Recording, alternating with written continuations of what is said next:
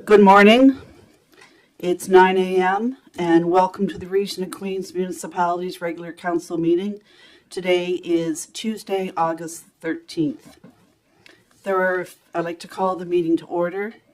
Regrets from Councillor David Brown. There are a few changes or approval to the agenda, so if council would put a pen in hand. 7.2 Policy 4 Payment of Taxes Request.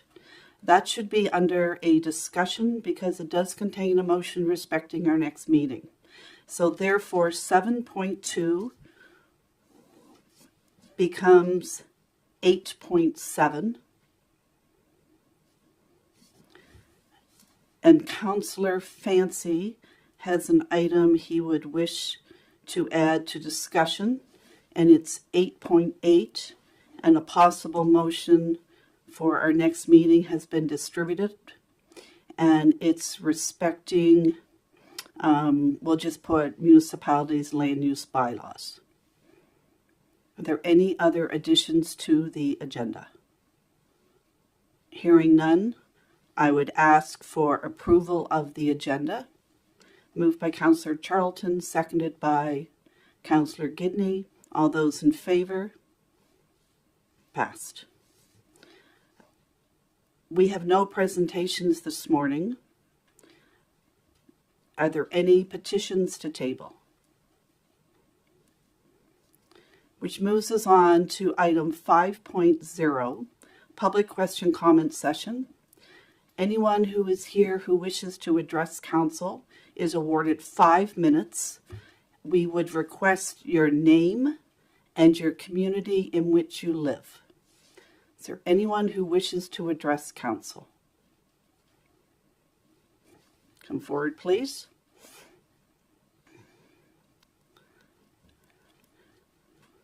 And your name and your community, please. Yeah, I'll get to that in just a sec. So, dear council and fellow members, I want to thank you for the opportunity to speak. And Darlene, it's Gary Clark. I'm from Southwest Port Mattoon. So I've been paying my property taxes on time for the past 10 years since I've moved to Nova Scotia. No question about it. Exemplary from that standpoint. With an annual tax bill of just shy of $10,000. So fairly significant contribution to the community. So there's an agenda item today, which is why I'm here to speak. And I see you've moved it to discussion. It was 7.2 around Policy 4, which is payment of tax request. So I'm here to provide some context of my story and how it's being applied in this case, as I believe it raises some important questions about fairness. So just for those that aren't aware in the room, Policy 4, it's straightforward. Says municipal property taxes shall be payable once per year and shall be due on the 30th for the current fiscal year, April 1st to March 31st henceforth. And the second thing that's important in there is interest on any overdue taxes shall be paid at 12% or 1% per month with compounding interest. So that said, this year, as I've done in the past 10 years, I paid my taxes online for the 3 properties that I have. And bank records confirmed that this was transferred into the region's account. What was different this year is the pay-in client numbers were correct for all 3 payments.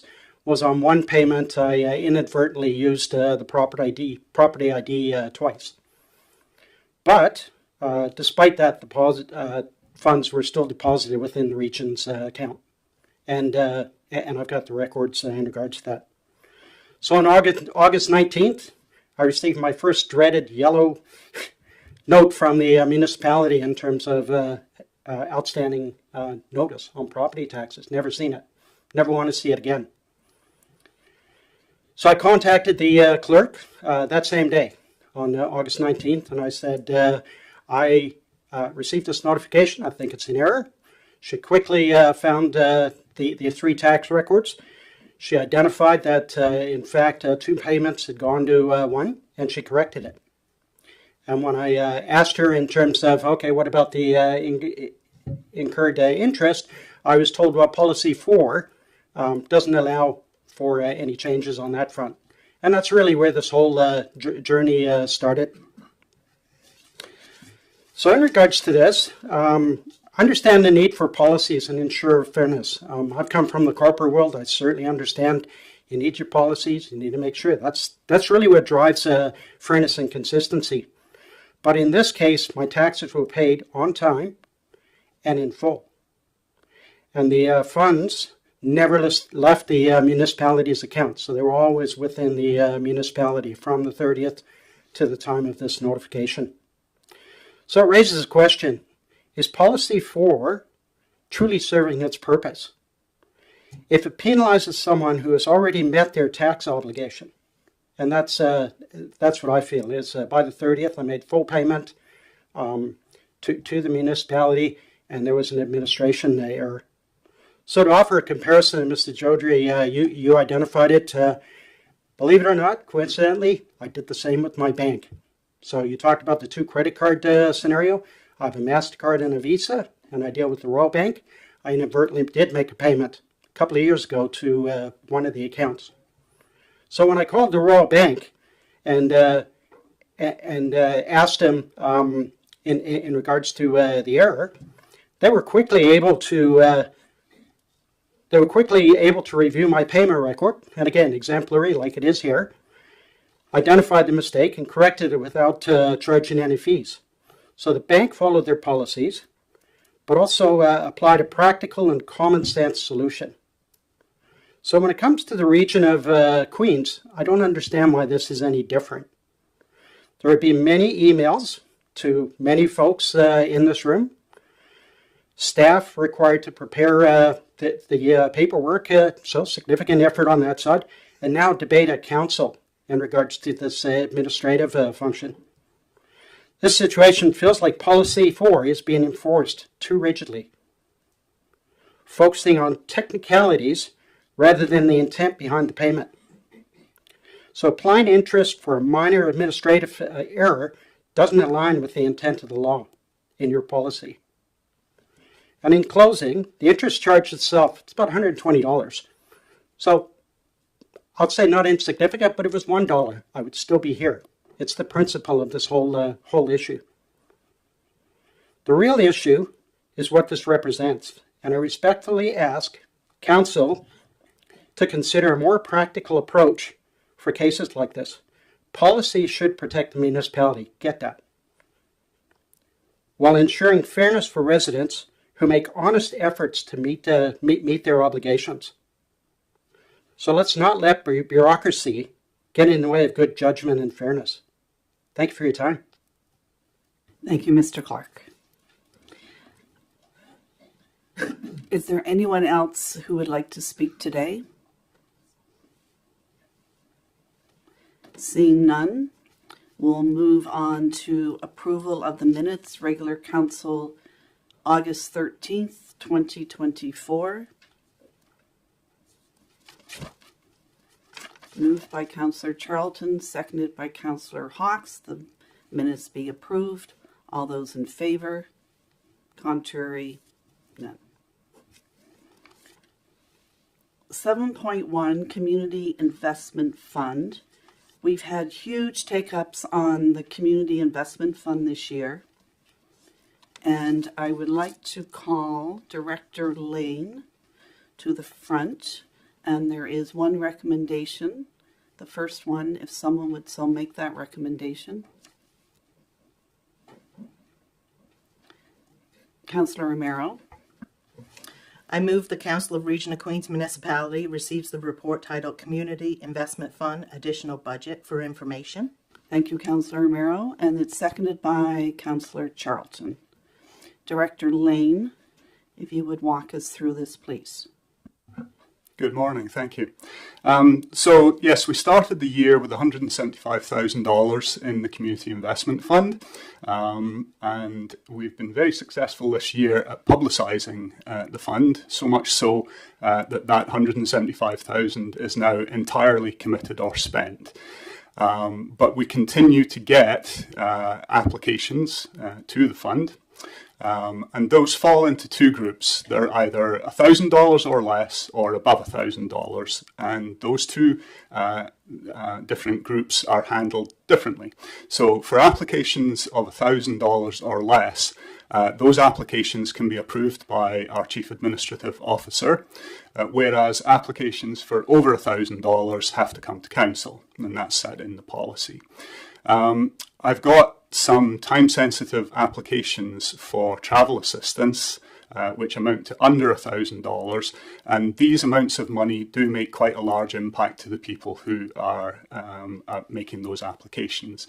And so the paper this morning, as you see, is requesting Council to approve the transfer of $10,000 from the reserve into the operating budget, which will allow the CAO to approve applications for under $1,000. The proposal then would be that if there are applications for over $1,000, those would come back to Council as a recommendation paper, just as normal, and Council would then have the opportunity to decide whether you want to fund those applications from the reserve. So just so that you know, for anyone who doesn't have the paper, there is money in a reserve. So when the CIF it comes to the end of the fiscal year, if there are any unspent funds, those get transferred into the reserve. And for the last several years, we've been underspent in that fund, so much so that there's over $400,000 in that reserve. $250,000 of which are committed for another project. But that does mean that there's $190,000 thereabouts, which is uncommitted at this point. Thank you, Director Lane. Are there any questions respecting the contents of the report? Councillor Gidney? Thank you. Will 10,000 be enough? Because it's the money's there. It's a no cost because the money's already done. And rather than do this again in a few months, do we need more? Yep, so I looked back on previously at the amount of money that would have been spent from sort of this time of year till the end of the fiscal year, and in previous years 10,000 would have been more than enough. The other point of that is, though, if we did approve more and that was unspent, it would simply go back into the reserve at the end of the fiscal year. So. Any other questions respecting the report? If not, I will call for a question on the report. All those in favor of the report as presented. Contrary, 1. And there is a second motion dealing with action. If someone would so make that. Councillor Romero. I move the Council of Region of Queens Municipality approves the transfer of $10,000 from the Community Investment Fund Reserve to the operational budget for the purpose of CAO approved funding applications. And that is seconded by Councillor Gidney. Comments, please.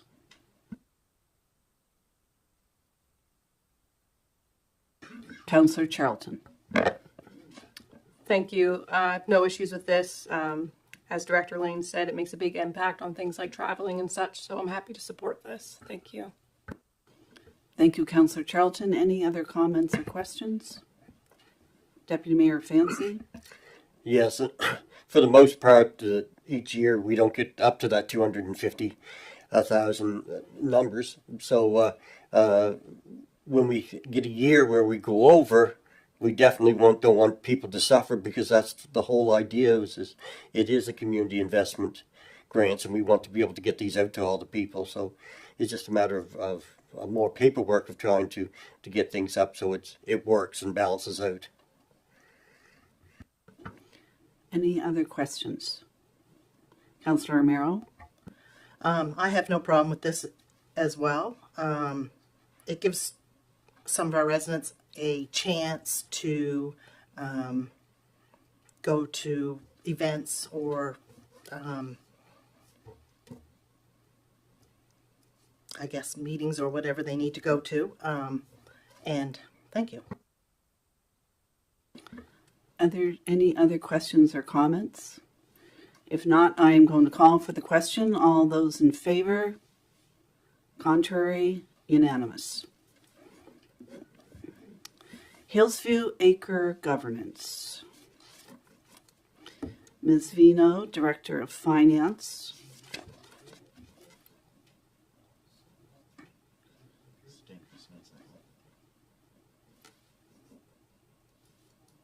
Eight point one, Hillsview.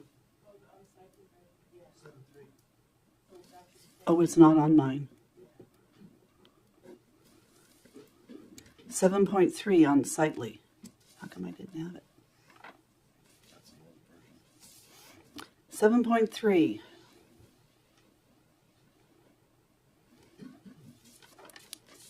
Good day, Bylaw Officer Hurley.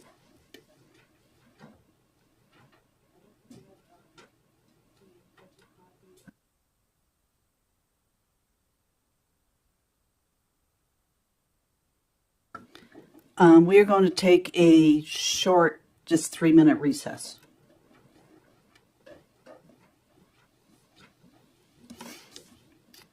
I didn't have it in my package. Yeah. Remember you asked us to move it? So we did. So that's what I sent out last night. So 7 point. It was changed this one? online, Yeah. but we're switch. all rocking our old, Yeah. ones. We didn't get updated ones on So ours. it goes to Court Street? Oh, 8.5. So these are all messed up now because we took, Yeah. It was once. So why did we move it? Why did we move it?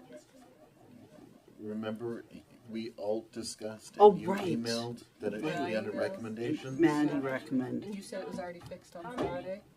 So we just didn't have an updated, I just clued into this. We didn't Yeah. have an updated version on our desk, so like I had my old agenda copy.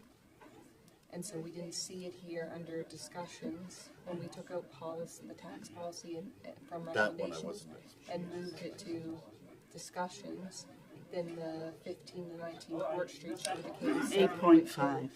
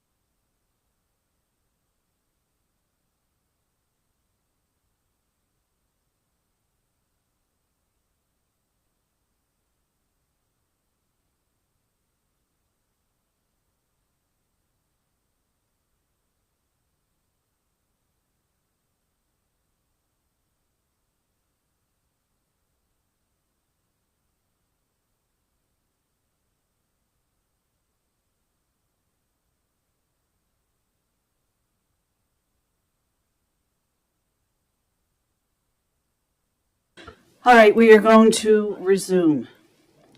I apologize for that error. There were changes made at the last minute to this agenda, and there was an item 8.5, dangerous and unsightly, that was brought to the attention that it should be a recommendation because unsightlies always go to recommendations.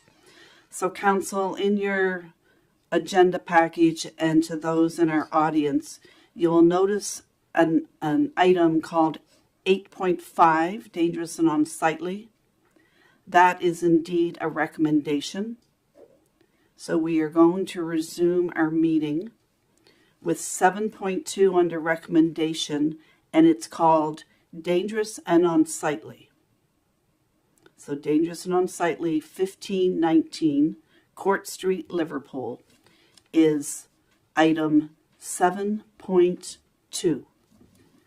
And on that note, we will resume. So there is a motion respecting the report. Councillor Gidney?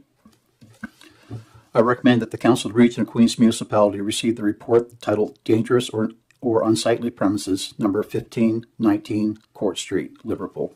And that is seconded by Councillor Charlton.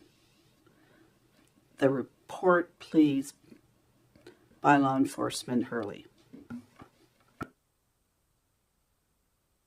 Good morning. Number 15 to number 19 Court Street, Liverpool, Queens County, Nova Scotia, is a possible threat to public safety. This is a multi-unit structure consisting of a wood frame, vinyl siding, 3 stories, and a stone foundation with a concrete face that is situated on the noted property. Several doors and windows have been boarded up to keep undesirables out, including, but not limited to, wildlife, rodents, and birds. The roof is covered with asphalt shingles which have outlived their life expectancy. Fascia boards are missing or totally rotted in various locations. The rear of the building is in significant disrepair as an entire wall was open to the elements and recently secured by myself once again. Water infiltration has caused ceilings to collapse, floors to rot, and it's certainly not safe to occupy any longer. The offending property has been on the bylaw enforcement roster for many years. Municipal services have been totally disconnected, along with power, to the dwelling, and the property has been vacant for some time. Bylaw enforcement has removed a stairwell leading to the 3rd floor via formal order by the Region of Queens several years ago. Doors and windows have been secured. An exterior wall was secured. A front doorstep was removed due to rot. Miscellaneous items have been cleaned up over the years, and the property has been mowed and maintained on a seasonal basis the last few years by the bylaw enforcement officer, myself. This property has been cause for controversy for businesses and neighboring property owners for years. Undesirables have been seen entering the dwelling, looting contents, causing damage, and is a cause for serious concern regarding a potential fire. It needs to be noted that it has been and continues to be a struggle to keep the dwelling secure. The integrity of the dwelling is in extreme poor condition, and it's only a matter of time before a serious incident occurs. My recommendation today is to fully demolish the structure, remove any potential collapse, fire, or any other possible threats to public safety. It must be noted that the property owner no longer has any vested interest in this property. There is no representation from the owner here today. Thank you, Bylaw Officer Hurley, for that very detailed report. Any questions respecting the report? Hearing none, I'll call for the question on the report. All those who accept the report, contrary, 1. And there is a motion that deals with this report and is very extensive. If someone would so make, Councillor Gidney, whose district this is. I move that the Region of Queens Municipal Council declares the property located at 15 to 19 Court Street, Liverpool, County, Nova Scotia, and identified as PID number 700-25275 is dangerous or unsightly as defined in the Municipal Government Act of Nova Scotia, and that an order be served upon the owner of the property requiring that within 30 days of the date of the service of the order, the following work be carried out. Number 1, demolition of existing building located at number 15 to 19 Court Street, Liverpool, Nova Scotia. Number 2, full cleanup of construction and demolition materials and transport to the Region of Queens landfill facility and leveling of the property accordingly. And number 3, cleanup of miscellaneous items thrown about the property, such as vinyl siding, plastics, metal, shingles, bricks, glass, etc. In that, if the owner fails to comply with the order, the administrator may cause the requirements of the order to be carried out, and all expenses incurred by the Region of Queens Municipality become the responsibility of the property owner. Thank you, Councillor Gidney, and that's seconded by Councillor Charlton. Any questions respecting this motion? Councillor Gidney. This is long overdue. I've received numerous complaints on this on an ongoing basis, and I'm glad that this is coming forward. Thank you. Councillor Charlton. Thank you. I'm just wondering how old this building is. Rough guess? I'll clarify that in saying my question is, should we expect that this would be problematic in the cleanup process like a recent one, given that it was older and some of the construction materials were problematic? I'm just wondering if we could expect that with this. I don't think it is that old in nature, but I'm just looking for...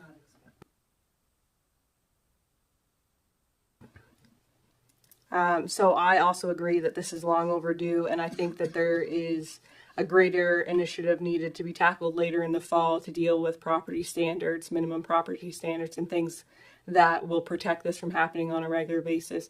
I understand that, you know, not all property owners do this, but there is a pattern here, and I think that we just need some stricter rules in place so that we have more teeth and that we can prevent it from getting to this point. Thank you. Thank you, Councillor Charlton. Any other comments before I ask for the question? Seeing none, I'm going to ask for the question. All those in favor of the motion as read, unanimous. Thank you, Special Constable Hurley. And now we go to discussion 8.1, Hillsview Acre Governance. Director Vino. There is a report. Deputy Mayor Fancy. I recommend that the Council of the Region of Queens Municipality receive the report titled Hillsview Acre Governance Detail for information. And the seconder is Councillor Honks. Director Vino. Good morning, Council. I apologize the date wasn't updated on this report because I had originally prepared it for the August 13th meeting. So for the benefit of our viewing audience, I'll read the details. The province, as the primary funding body for Hillsview, mandated that all boards responsible for seniors and assisted living care be required to participate in governance training. On June 13th, that training took place with the majority of council members in attendance. The training determined that the current reporting structure was not in compliance with government best practices as recommended by the province for facilities such as Hillsview. As Hillsview is owned by the municipality, council can decide whether to form a separate board, which can include both council members and members of the public, or have council itself function as a board. The board is responsible for strategic planning, risk management, safety and quality oversight, financial oversight, and human resources oversight. The administrator should be reporting directly to the board. The board sets out clear roles for the administrator, performance standards as they relate to the strategic plan, performance monitoring, regular feedback, and planning succession. Hillsview Acres is scheduled to be closed and residents move to the new facility currently being built in the next 2 years. Any decisions made regarding governance and planning should consider that factor. Changing from the existing model to any new model is complex and requires thought into many issues before and after implementation. Staff recommend hiring a consultant through a request for proposal to help guide and advise throughout this process. Specifically, the request for proposal would require a firm or consultant with significant long-term care governance and transition expertise. Questions such as the board's composition, recruitment, and selection process, and the impact of de-integrating Hillsview from the rest of the Region of Queens administration all require planning and decision-making ahead of time. And until the request for proposal is conducted, staff are unsure as to the total cost. Therefore, when the proposals are received, staff will return to council with the costs, scope, and recommendations on next steps. There's currently no funding in the budget for any facilitated governance training sessions for Hillsview Acres. And there's no cost for requests for proposal. Right. Are there any questions of Director Vino respecting the report? Any questions? If not, I will call for the question respecting the report. All those in favor of the report? Contrary, 1. Passed, though. There is a recommendation if someone would so Deputy Mayor Fancy. I shall move that the Council of the Region of Queens Municipality consider at their September 24th, 2024 meeting the motion to direct staff to issue a request for proposal to consult stakeholders and provide recommendations regarding changes to the Hillsview Acres governance structure. And that is seconded by Councillor Romero. And I note that we have Ms. Audrey with us, who is the Hillsview Administrator. Welcome. I think your presence was supposed to be long overdue here, at no fault to yours, and oversight of this region, perhaps not fully understanding the governance role we were to play with Hillsview Acres. So are there any questions to Ms. Wombold respecting the motion? Are there any questions? Councillor Charlton. I don't have a question, but in reading this and looking at long-term for Hillsview joining the Queen's Home for Special Care, moving to Liverpool where the new build is happening, I'm just thinking that time frame to me doesn't make sense to issue a request for proposal and try to go after a consultant and a firm to help with understanding this. I feel like it would take probably a better part of a year to understand this. I'm not saying that I don't believe there's a board required here. I was surprised at the info session that we had about the governance or lack thereof that was happening, and it needs to be dealt with. But what I'm saying is, I think given that there's a 2-year window for the new build, and it's really, I believe, more so like 18 months, because I believe there's a transition period from board to board, that we should form a board.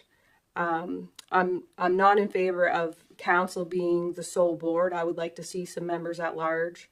I think if we form this board in the interim, that we can achieve the goals of governance for Hillsview and support it the way that it's supposed to be supported. But I think there's also an opportunity to ask the Queen's Home for Special Care if they're willing to collaborate and help us with this.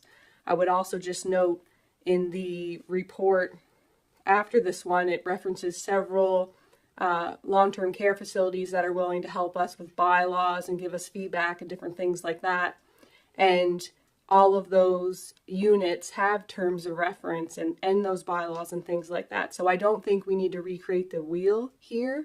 I'm not in favor of the request for proposal, and I would rather see a motion to be considered, or perhaps a motion that says that we have staff come back with a draft terms of reference, which we've done before for other committees in the past, consisting of perhaps 2 councillors and 3 members at large, where we could form a board for Hillsview and deal with this governance in the interim, but also recognize that these 2 units will become one and that there's room for collaboration. Thank you. Thank you, Councillor Charlton, for those well-expressed thoughts.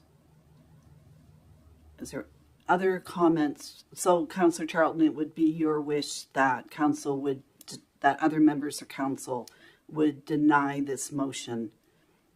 That is your thought at this point in time.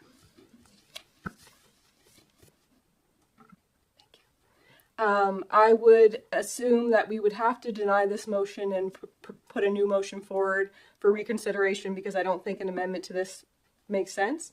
So I am prepared to do that, but I will hang off and let others have their say first. Thank you. Comments from other members of council, please. Is there any other members of council who wish to speak? Deputy Mayor Fancy, and then Councillor Amaro.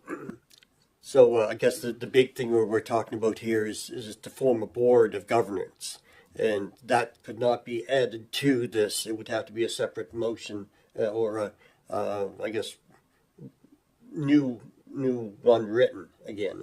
That's the question here, isn't it? As Councillor Charlton stated, this motion is a motion respecting writing an RFP and considering at our next meeting. And she also made very good points that we may have a 1.5 year window in which to form a governance team, knowing that that governance team will either be dissolved or melded with the new long-term home care. And Ms. Wombold, when she does her presentation on the next item, has done an excellent job of researching municipally owned long-term care facilities in this province and how they operate. And as Councillor Charlton said, it's very difficult to make any amendments to this motion.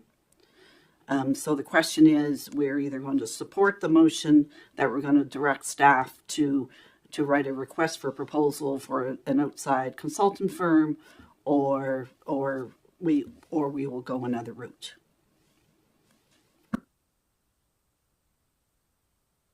Any other comments or questions? Councillor Romero? I think Councillor Charlton made some very good points, and I think it is very important to have a board in place, and possibly someone from the Manor Board to ensure continuity. Even our facilitator of this meeting had suggested that, so I think that's a very good point. But I do think Councillor Charlton's views on this are correct. Thank you.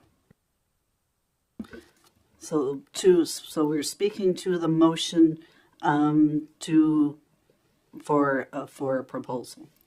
CEO Joji, would you like to express some thoughts on this, please? Yeah, so I just wanted to share one perspective.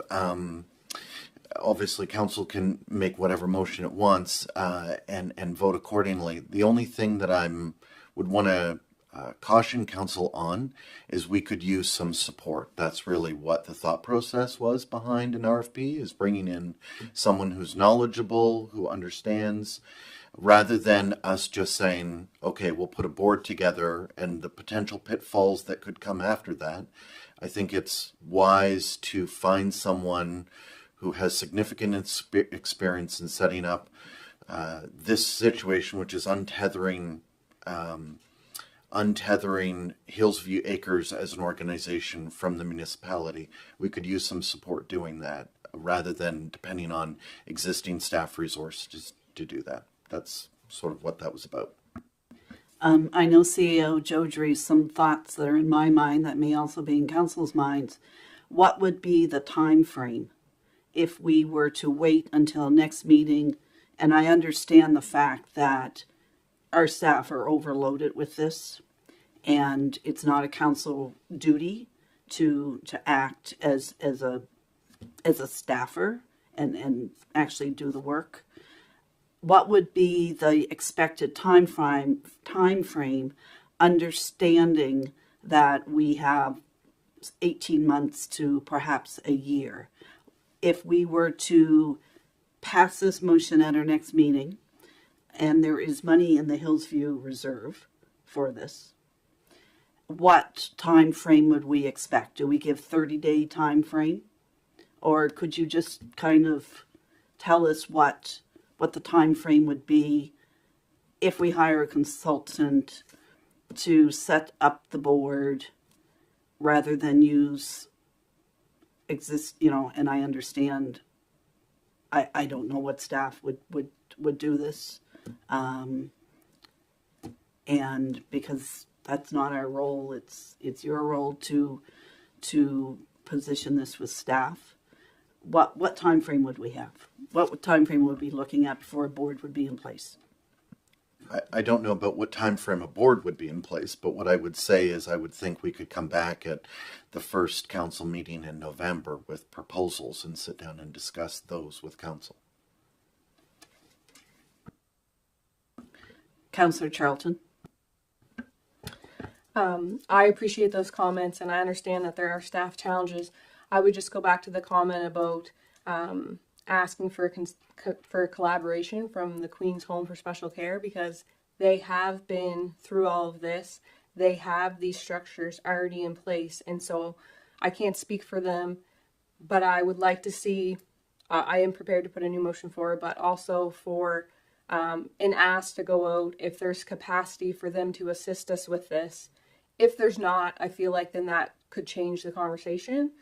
But I think if there's a terms of reference drafted of how many counselors we'd like to see on it, how many members at large, then if we have help from them, that would be wonderful. It's noted from Ms. Womble that there's other help available as well to pull some of this stuff together, that I think we could get a committee together and we could sort that out. And I just feel that I recognize why the RFP is being suggested, but I think to really understand an organization like that from someone external, it's going to take a lot of time. And I just feel like that committee could be together before that time frame happened. And that's just my view. So in saying that, do you need me to give a motion before?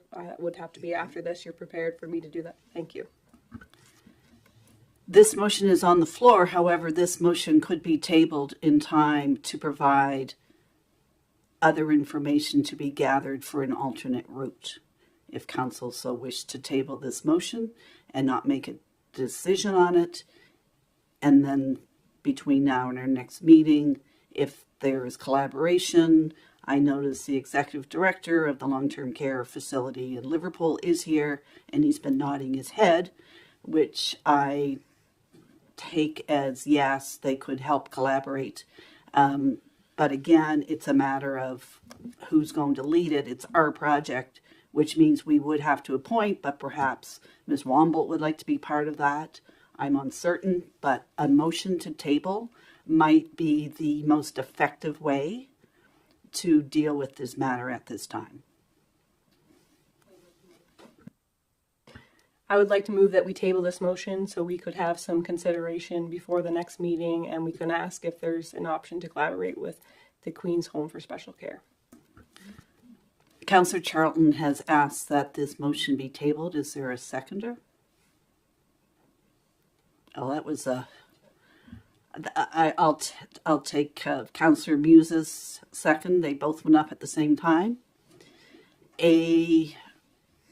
So a motion to table. There's no discussion on motion to table.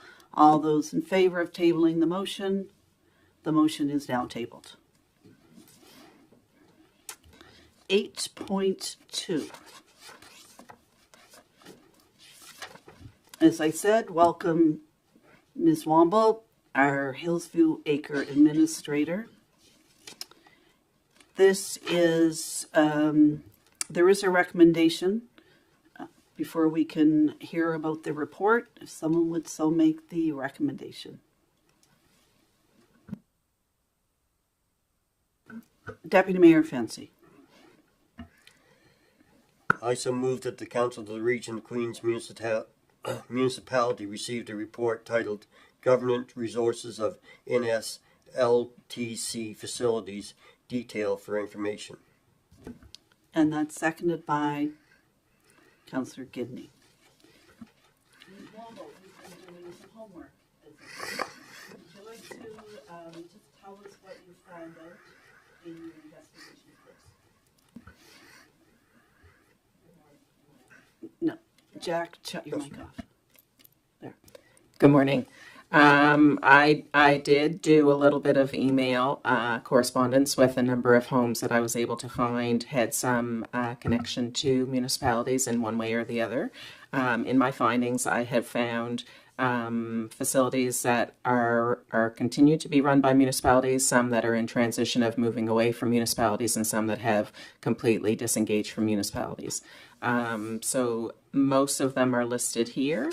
They have many different forms of board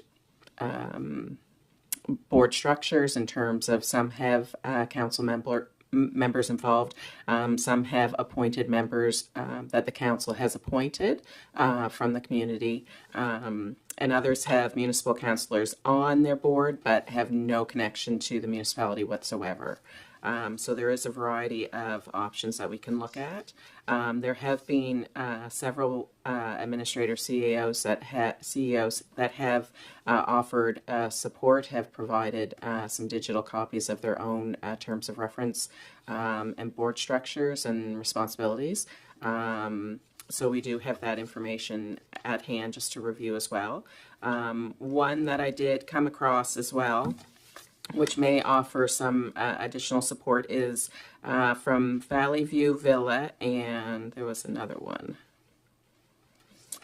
Valley View Villa and Glenhaven Manor.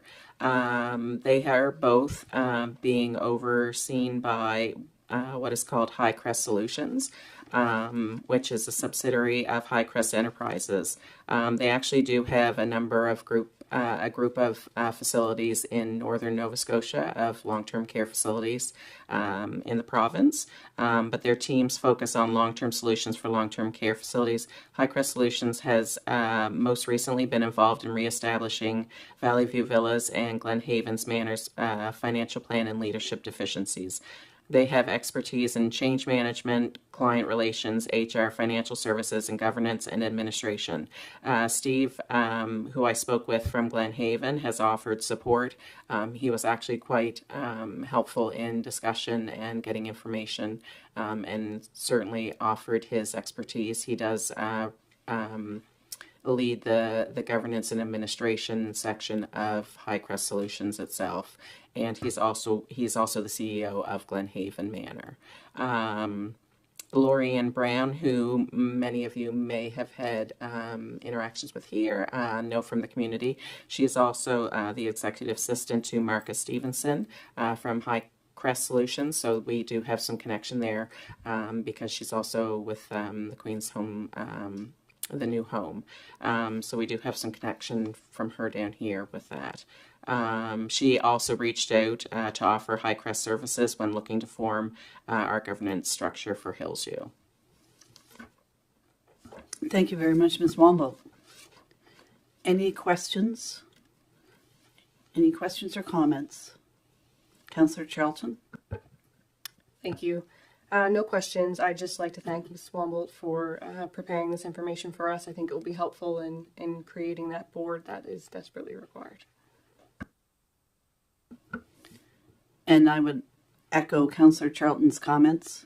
This is very helpful and certainly shows pathways forward that may get things done quicker, which, as it was referenced earlier, when council met with the company that was hired by the provincial government to do governance training, it was an eye-opener to every member of this council, respecting the quality controls that is expected. Historically, we have had excellent governance of Hillsview Acres through our finance department and through our key staff here. However, the provincial government certainly has told us that that's not enough, that there really needs to be a board. So we look forward to creating a board and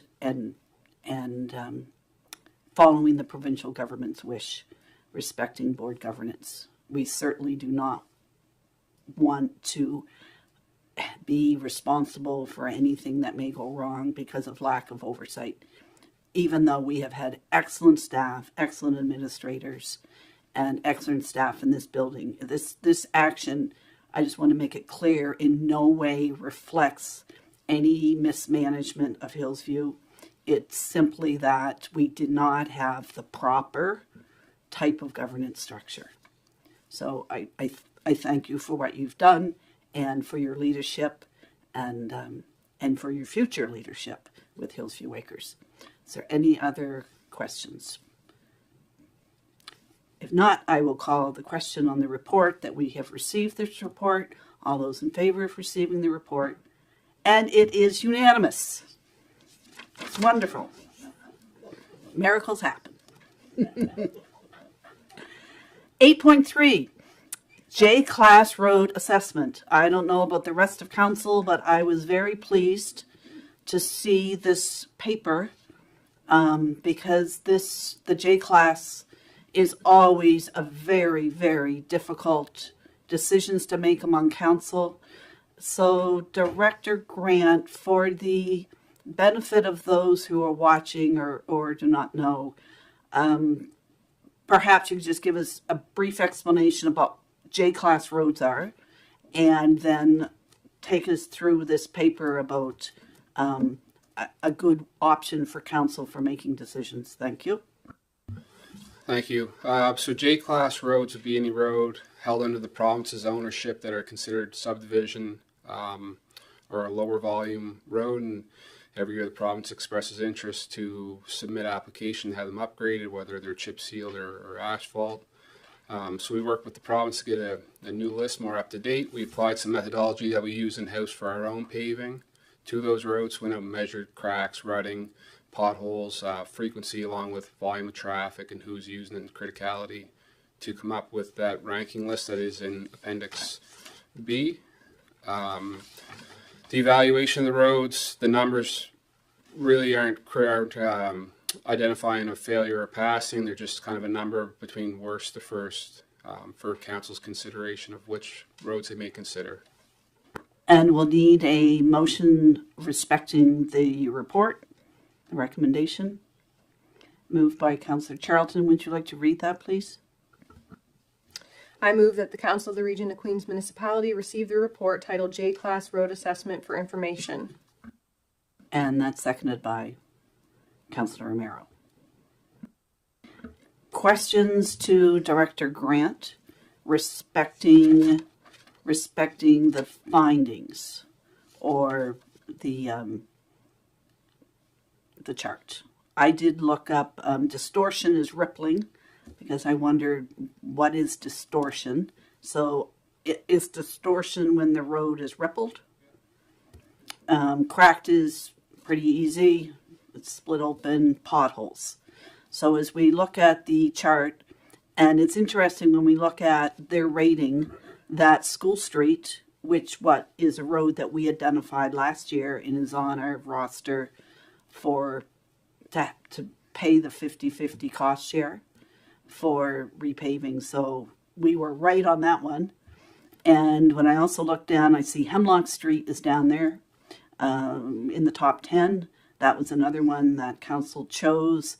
And we also had great discussion about M&O Road, and we did put that forward. However, it was not one that was put forward by the province, that was not agreed by the province. So thank you to Councillor Romero for identifying that road, which is in great need. So I'm sure council might have some questions or comments to Director Grant respecting Deputy Mayor Fancy. One street which I don't see on here, and I don't even know if how it identifies is just Botanic Street. What's that identified as? It's not identified as a J-class road, but it's in terrible shape. So that's not part. What is it? I guess. Yeah. So the list that we got in Appendix A is what was provided by the province as J-class roads. Botanic Street must be of a class higher than that. I'm honestly not sure what they use. They don't share their exhaustive list of all the roads in Queens County with us unless we request it. But if that's something council wants to see, I can bring that back at a later date. Councillor Charlton. Thank you. I appreciate the chart. It's nice to see them ranked. You have a better understanding of obviously which ones are more or are in worse shape than others, rather. I'm just wondering if our CAO might be able to read off what was approved from our last submission. I do know that there was a section of School Street approved, and I believe it was based off the civic numbers from a petition that was previously filed. Just looking for some clarification around that, because I noticed that the next motion is us considering certain streets or J-class roads rather to submit for consideration. But we seem to have better luck this last round in doing small segments of those roads. So if we could just have that clarified, I'd appreciate that. Thank you. Yeah, and thanks for that. So here's what was approved for the 24-25 season. So for Hemlock Street, from Trunk 8 to Spruce Street paving. So that's 0.15 kilometers. Atkins Lane from Long Cove Road to the end of to end at Cemetery paving. 0.27 kilometers. And the last one was School Street from 450 meters west of West Street, westerly 50 meters paving, 0.05 kilometers.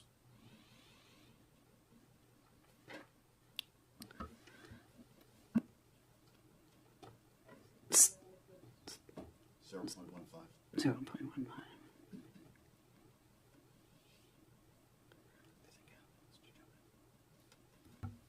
I guess just further to that, so the observations were conducted probably in mid-May, so there is a potential that some of this could overlap with the current paving. And in fairness, haven't had the chance to go back and reconcile against what was in this year as what was actually completed and what we're ranking these roads as. It's just kind of a status as of May 2024. So Hemlock Street, on Director Grant, he has a length of 0.14 meters. So we had identified 0.15. So we did pick up all of that. But School Street, we certainly they identified a length of segment length 50 meters, and we figured 50 meters. 0.5 kilometers is 50 meters. So we figured that one correct as well. And Atkins, for our listening audience, Atkins was put forward by the councillor of the district, Councillor Brown. Atkins is in Port Medway. It is it's gravel dirt, and he put that forward to have rocks and the protrusions removed. At that point in time, he and the rest of council were unaware that any roads we put forward would have to be paved or repaved. And council decided we certainly did not want that little short road paved when it simply needed rocks and other things removed. So for that reason, we moved forward with the two roads, School Street, Hemlock Street in Caledonia. If anyone from those roads is listening or hears this, because we've had many questions about when the work is going to begin, that work is not under our control. That work is controlled by the provincial government, who contracts it out. And as we recall last year, I believe Deputy Mayor Fancy, it must have been November before they actually resurfaced one of the roads. So if we are contacted, they are approved, they are on the list. And I know our MLA has been trying to find out what the timeline is. However, because it's contracted service, it's unknown, but we hope it would be before. Councillor Hawks, are they out there yet? Yeah, I was talking to Kim Maslin, and she said October is for Hemlock Street is, right? So. Thank you for that. Deputy Mayor Fancy? One other one that we had talked about that I think I thought we put forward was 4th Street. Didn't we not? Okay, we put forward, but they didn't accept it. Okay. Any other questions of the report? If not, I'll ask for a question on the report. All those in favor? One opposed.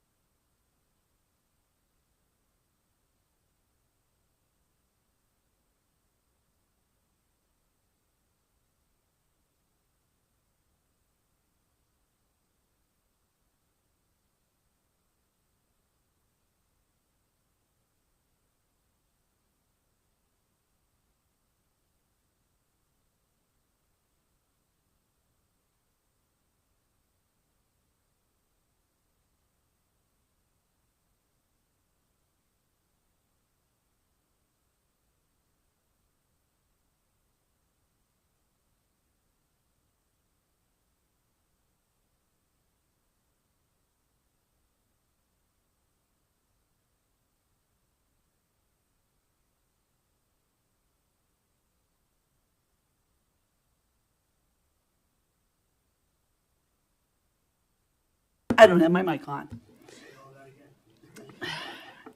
So basically, before we make this motion, last time we spent about an hour deciding on the roads we were going to select, and we do have a list here on which ones are the worst. And at last time we talked about which roads had more people living on them, which roads were traveled more often, which roads had buses traveling on them. We took all those things into consideration. So I'm just asking council today how we go about selecting 5 roads the province wants to know by October 31st. Do we just not make this motion and leave it for a meeting specifically to this? Do we determine what roads we're going to put forward today, recommending them at our next meeting, at which time they could be changed? I'm looking for help and suggestions. Director Grant. Yeah, if I could, there's 5 slots in there, but I think you're free to put 0 or as many as you wish. 5 is just a convenient holder. Yes, that doesn't help us. Deputy Mayor Fancy, suggestion? Well, a couple different things. First off is what has been mentioned here is that we can put as many as we want in. The government is going to pick what they want out of it, because like we did with forestry, they said, no, we're not going to do that.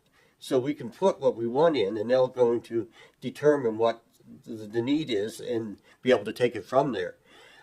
When we see also too, when they put the priority rankings down through, this is for the whole streets.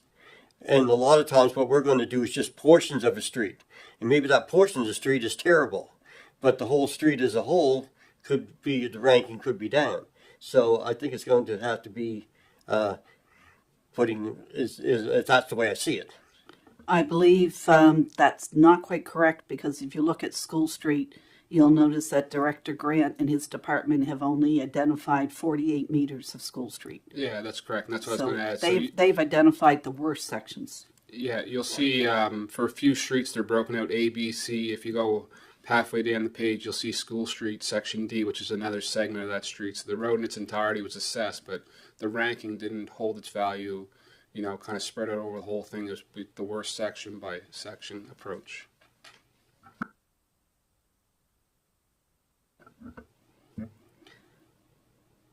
Councillor Charlton? I know when we first came in on council, there wasn't a lot of movement on suggestions to cost share J-class roads, but I think it's important to remember for people who don't live in the urban areas who often ask, what do I get for my taxes? This is a very good thing to contribute funds to, because it improves the roads. In saying that, to Deputy Mayor Fancy's point, it is a decision of the provincial government. So although we cost share them 50-50, we put the list in and they decide what they'll give us. So sometimes to the public, it doesn't make a ton of sense. I think of Oliver Street last year had got redone and there's not a ton of residents on it. And there were areas like School Street, for example, which had a lot more residents on it, where people were confused as to why Oliver Street would be given priority. So I think it's important to put them forward. I'm wondering, to Director Grant's point, if there's a max amount of numbers you put forward. I guess they pick, so I'm assuming no. But I think it's important to remember that we put 4 or 5 forward last year, and 0.47 kilometers was approved. It's also important to note that the province of Nova Scotia has $1 million allocated for J-class roads. That's for all 49 municipalities. So municipalities then contribute an additional $1 million. So if you think of a street like School Street, that would chew up the entire budget, cost shared on both. So I think that putting forward these sections of the worst part makes sense. I did not get my streets added in the last time, and I had agreed that there were worse ones. I would like to propose one this time, and I think that we should just all put one forward from our districts, and the province will decide. Thanks.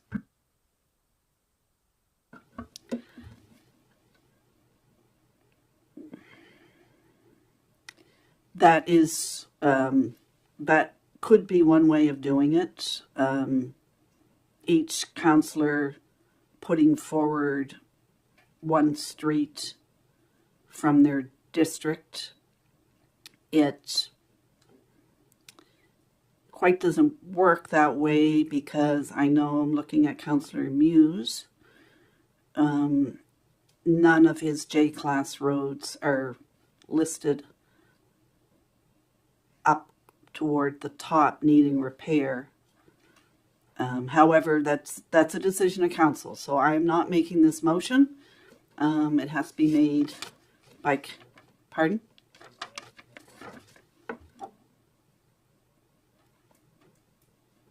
No, I'm just looking at the top 7.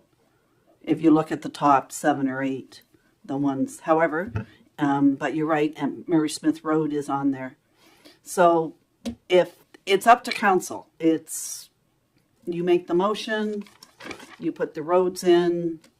We know very well the province may or may not, but they probably will allow us 1 or 2. And as Councillor Charlton said, $2 million for all of Nova Scotia for repaving all these J-class roads does not go anywhere.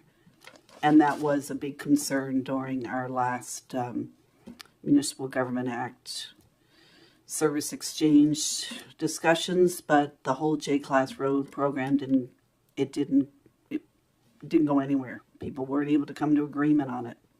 So the motion is yours, council. There is the motion there. If you want to not make the motion and just have a discussion first among yourselves, and then settle up and make a motion, we can do that. If each councillor would like to look at the list and decide what road in your district you want to put forward, we can all jot them down, and then toward the end, one person could read the motion. And I see you nodding your heads. So is that how you want it? Is that how you want to do it? Okay, so we'll do it that way. Councillor Muse, which of those roads have you thought yet, or do you want a little bit more time?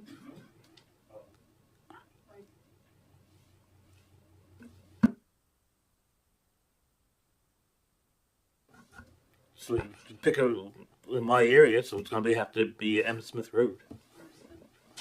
Murray Smith Road. I think it's Murray. Is it?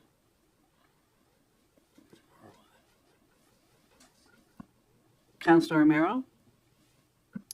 I have no problem. It will definitely be M&O Road. Yeah, that's That definitely is in hard shape. M&O Road, and it's well traveled because it's a thoroughfare for people coming in and out of Richardson and all those other streets. So you're right on that one. I bet I know what Deputy Mayor Fancy's putting down. I think you're right. 4th Street. 4th Street. What about Councillor Hawks?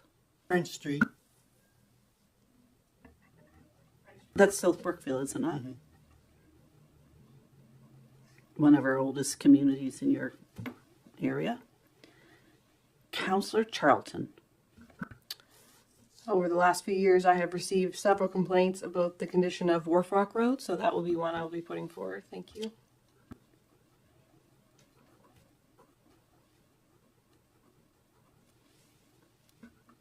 And Councillor Gidney. I've had a few complaints, but the one I'd have to go with would be Wolf Street. And that would be the top part of Wolf Street because the region owns the lower. When we list these, and I'm just looking to either CAO or Director Vino, who actually had to do this last year on our behalf, did we list them in priority or was there no priority listing? There was a listing that I was provided with 1, 2, 3, 4, 5, but I don't know if the government pays attention to that.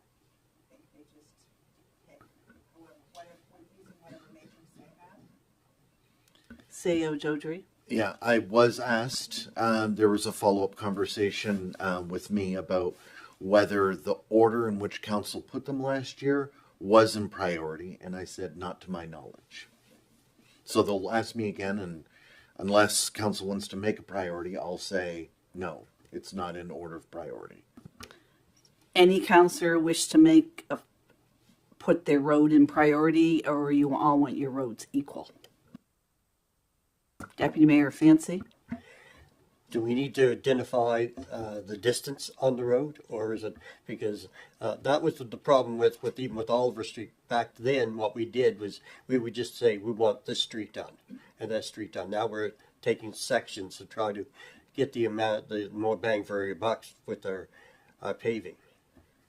I believe since we do have the ability to identify, which we did last year, because we knew we would not get all of School Street paved, that with the information that we have from Director Grant identifying the segments, that working with information from his department, we identified them by their civic addresses last year.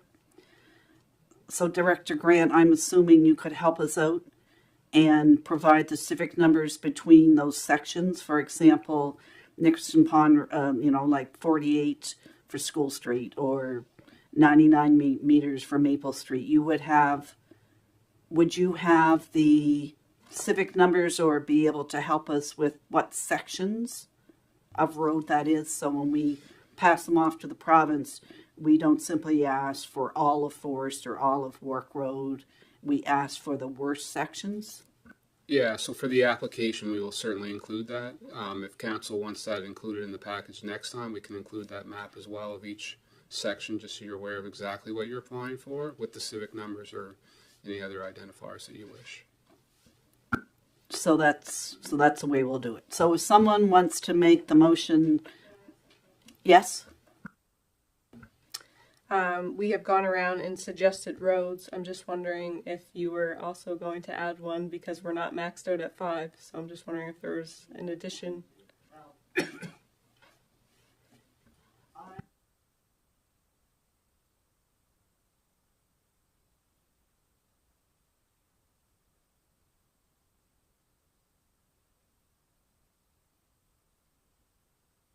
Let's put one in for Councillor Brown.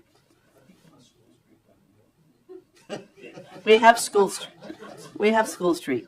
One road that is in Councillor Brown's district that is in really bad shape is Roxbury Road. It says Mill Village, but it's really Port Medway.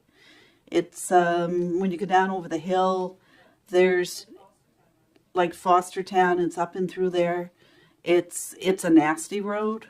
But are there any roads throughout? He also looks after the Greenfield area. I really don't see Greenfield. There's no Greenfield. So do we want to put Fostertown, Roxbury? Because it's passed, it is identified, and it's the first one on the list. We'll put Roxbury, and last time I stayed neutral on this, and I'll stay neutral again. So we'll put Roxbury on it. And it should be Port Medway, not Mill Village. So we'll put Roxbury. Okay. So now we have the motion. Someone would so make it. Councillor Charlton. I move that the Council of the Region of Queens Municipality considered submitting an application to the province at the September 24th meeting for the cost-shared paving of the following road segments. Number 1, M. Smith Road. Number 2, M&O Road. Number 3, Forest Street. Number 4, Wharf Rock Road. Number 5, Wolf Street. And number 6, Roxbury Road, which is in Port Medway, not Mill Village. And include French Street. Oh, my apologies. And French Street. And when we submit those, we'll put the road segments, lengths with them, and the civic numbers. So the province We'll include that in the report on the report for the 24th with the map if we need, but we perhaps do not need that. Any questions respecting the roads? Not, I'll ask for the question. All those in favor? Pardon? Seconder? And the seconder is Councillor Hawks. Moved by Councillor Charlton, seconded by Councillor Hawks. Any question? Not, I'll call for the question. All those in favor? Unanimous. Thank you. 10:15. People like to get up and stretch for 5 minutes, 7 minutes. Let's take a break for 10 minutes. 10:26. We'll resume.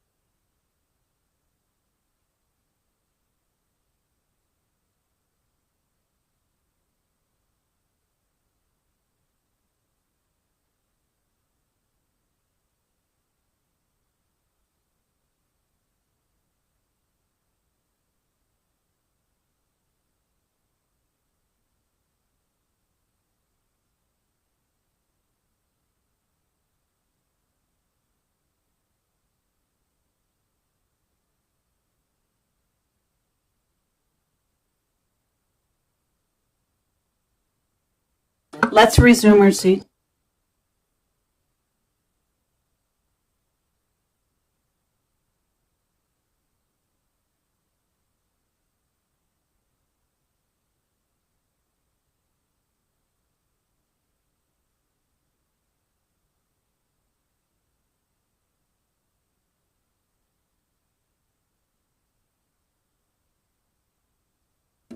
Deputy Mayor Fancy?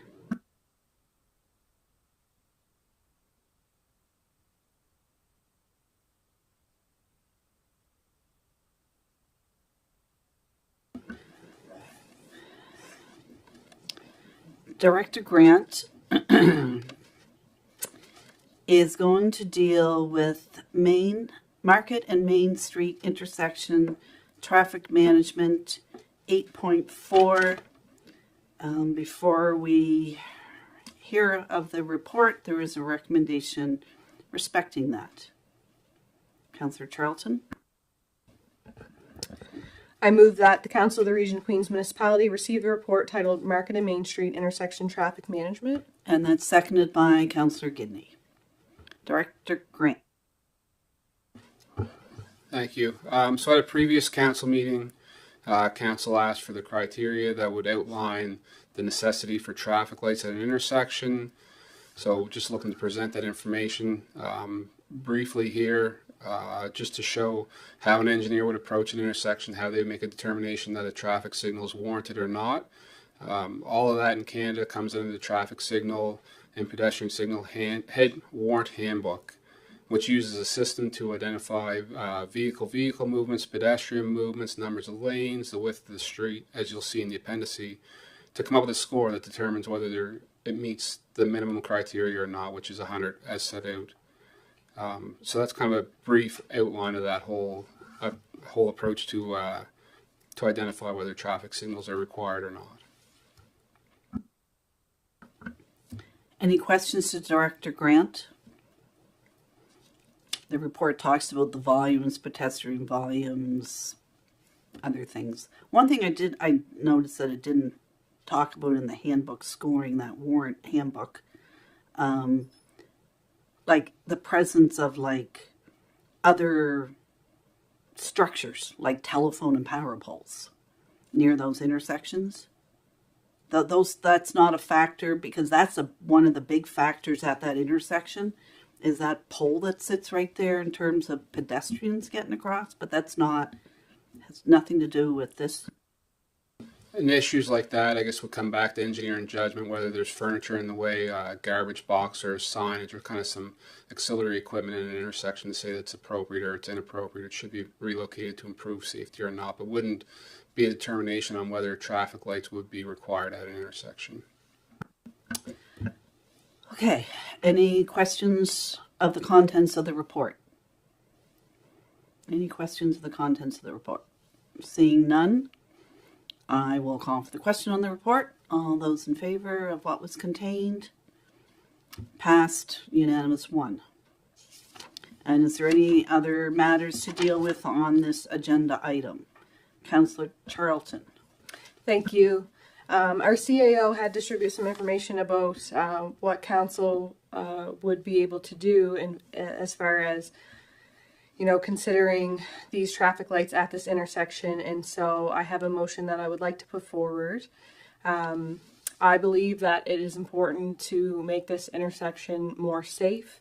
There have been too many pedestrians hit at this intersection, and when you sit back and really look at this intersection, there's so much going on there. Everyone is worried about, did I stop first? Did I stop before that person? They're trying to figure out whose turn it is to go, and by the time that they've figured that out, there's then pedestrians walking into the equation. There's a lot of crosswalks there. There's a lot going on there with the post office, the bakery, other businesses. It's a very, very busy area. And in previous conversations about talking about flags or beacon lights, and they really didn't make sense. It seemed like it might add more chaos to the equation. I think the only way forward is to install traffic lights, which would, I think, deter rolling stops through that intersection. I'm not saying you can prevent them all, but I also believe that it would make the pedestrians stop and pause because they would have to hit a light, which would then tell them if it's their turn to cross or not. I'll get to the point. My motion is that the Council of the Region of Queens Municipality consider at the October 8th meeting of Council a motion to direct staff to conduct a warrant analysis, design the traffic light system, and install traffic lights at the Main and Market Street intersection at an unbudgeted expense of up to $1 million. And that's seconded by Councillor Romero. I just have a question, Councillor Charlton. I know there was some information respecting the approximate cost. It could well exceed $1 million. So do you want to put a price tag on it? Because it may be more, it may be less, or it could be more once that whole system is designed, because we did have information respecting some things might be removed, and we know that while our engineering staff do their very best at estimating, often when it's really looked at what's required for wiring, street closing, everything else to actually get those installed, because we would have to detour, it could well exceed $1 million. So I'm just wondering, you want to keep the $1 million price tag on that? Thank you. It was suggested to me to put a price tag on, so maybe we could just get some clarification from our CAO. It had been mentioned in the report that it could be up to $900,000. So before I make that decision, if we could just get some clarification around that from our CAO and maybe our Director of Public Works, I'd appreciate that. So I guess two things. One is if there were no price tag on it, I mean, then it would be do it no matter what the price is, which I'm assuming there would probably be a limit to the amount of money council would want us to spend. So I do think that there's value in having at least a number. I suggested up to. The reason I said $1 million was looking at what Director Grant said, this sort of range, so sort of adding a bit extra. Obviously, as we went through this work, if it looked like it would cost more, we'd have to bring that back to council. You don't have to put a limit on it. However, that would be unusual. Thank you. Is there a seconder for the motion? Councillor Romero. Is there discussion on the motion?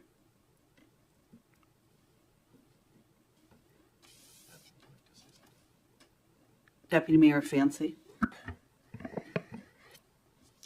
I don't think it's a bad idea of what's being looked at, because I do believe there's due diligence that we need to do something rather than do nothing. I think when the due diligence factor is if you don't do anything and something happens again, then what have you done to help prevent this? And we've looked at all kinds of avenues. I don't think I'd be in favor of the lights, just because of the price tag for the first part, and not taking away the safety factor.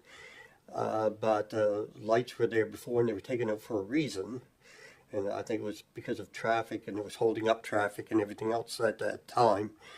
I still would like to go back and revisit the flashing lights, which is Shelburne. I assume they still are there. I haven't been up there for a couple of years, but at the time they enjoyed them. There was a four-way stop, but yes, four-way, and they had zero problems. And again, looking at those same factors, that you need to get people to stop.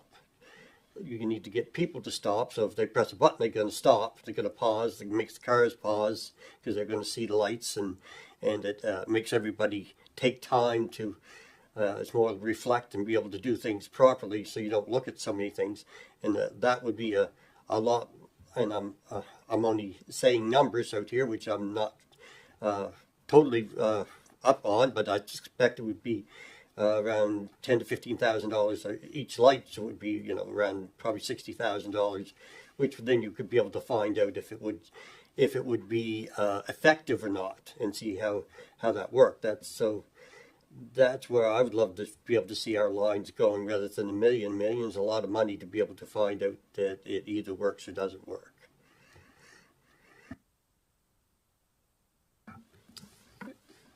If I could offer some comments, I guess part of the report speaks about having a comprehensive assessment done of the intersection surrounding areas first.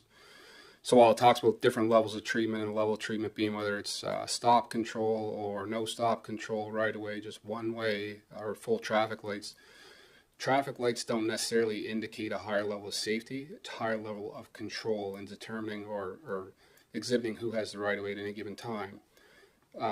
Just plunking traffic lights at Main and Market at the intersection will uncertainly cause other issues to become to the surface, such as more traffic up Gorham and Church Street, which is something we don't want to encourage. Potentially more up Carton Street, as folks try to not be restricted in this intersection, they're going to find ways around it. It's been proven that there's more rear end collisions at intersections, so it might improve safety for pedestrians on one hand, but make it more hazardous for motorists on the other hand. So until I think we have all the information on how a set of traffic lights would affect that kind of tight-knit community, if we want to call it that, I don't think or I guess I would caution council to move ahead with having traffic lights installed. Other comments, please? Councillor Romero?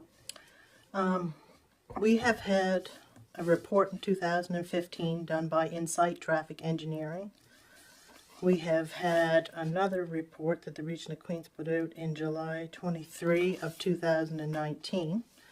I had considered the beacon lights, as Councillor Fancy was explaining, but that report that was put out in 2019 stated that the flashing lights are known to have negative effects to individuals with medical conditions such as autism spectrum disorder, epilepsy, and Tourette's. And these conditions are negatively affected by such flashing lights. We would need 6 sets of flashing lights at the intersection, and it would potentially they would potentially non-stop during peak traffic periods, especially at lunchtime. And I find this is just going to bring more confusion to that area.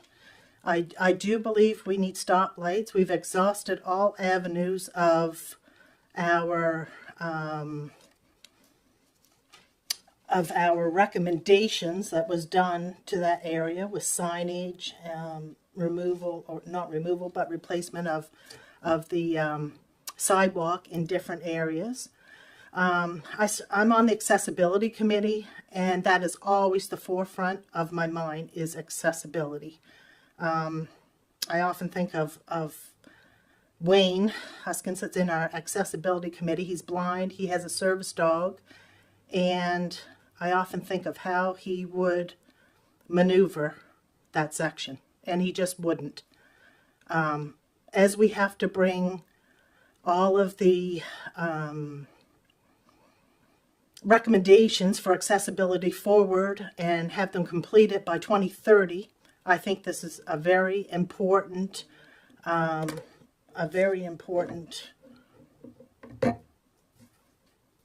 motion.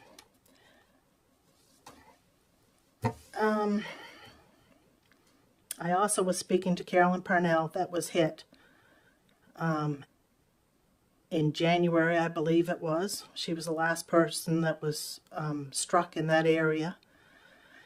And she is now in Ridgewood because she was struck in that area.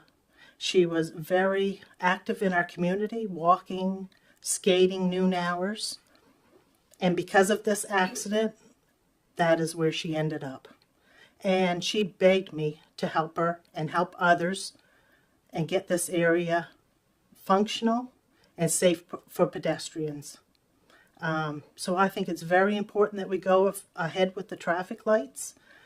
I see no other option at this point. Thank you.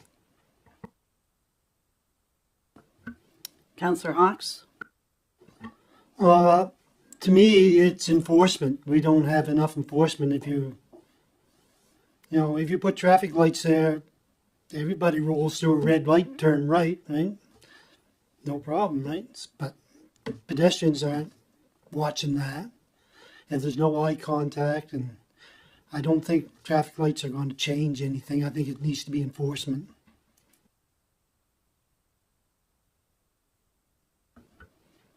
Other comments? Councillor Gidney? Thank you.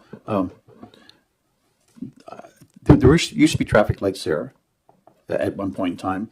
They weren't taken down because they didn't work. They were taken down because a truck took them down. Is that correct? There was an accident or something took them down? That's what I understand, yes, but I'm honestly not sure what the answer was. So I believe the situation there, people are not watching what they're doing. And I think the only way that we're going to stop this or assist in this is have stoplights. Have lights. And if we have to put no right turn on red, then we do that. Like that's going to be another obstacle we got to get over, then we've got to do something. That's a very busy intersection. And I think lights would be the only way that I can see that will be a safer intersection.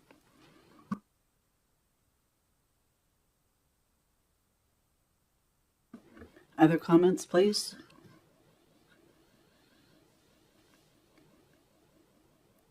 Deputy Mayor Fancy, would you take the chair, please? I agree that that intersection is a nightmare. And I think we've all witnessed, you got to shut your mic off.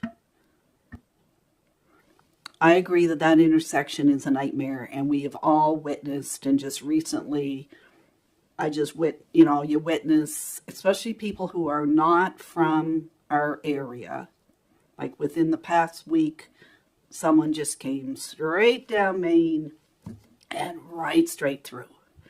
And you wonder, how on earth did they not see the stop signs? Having said that, I'm very reluctant to make a motion that says we're going to spend $1 million on streetlights. Because it may be more.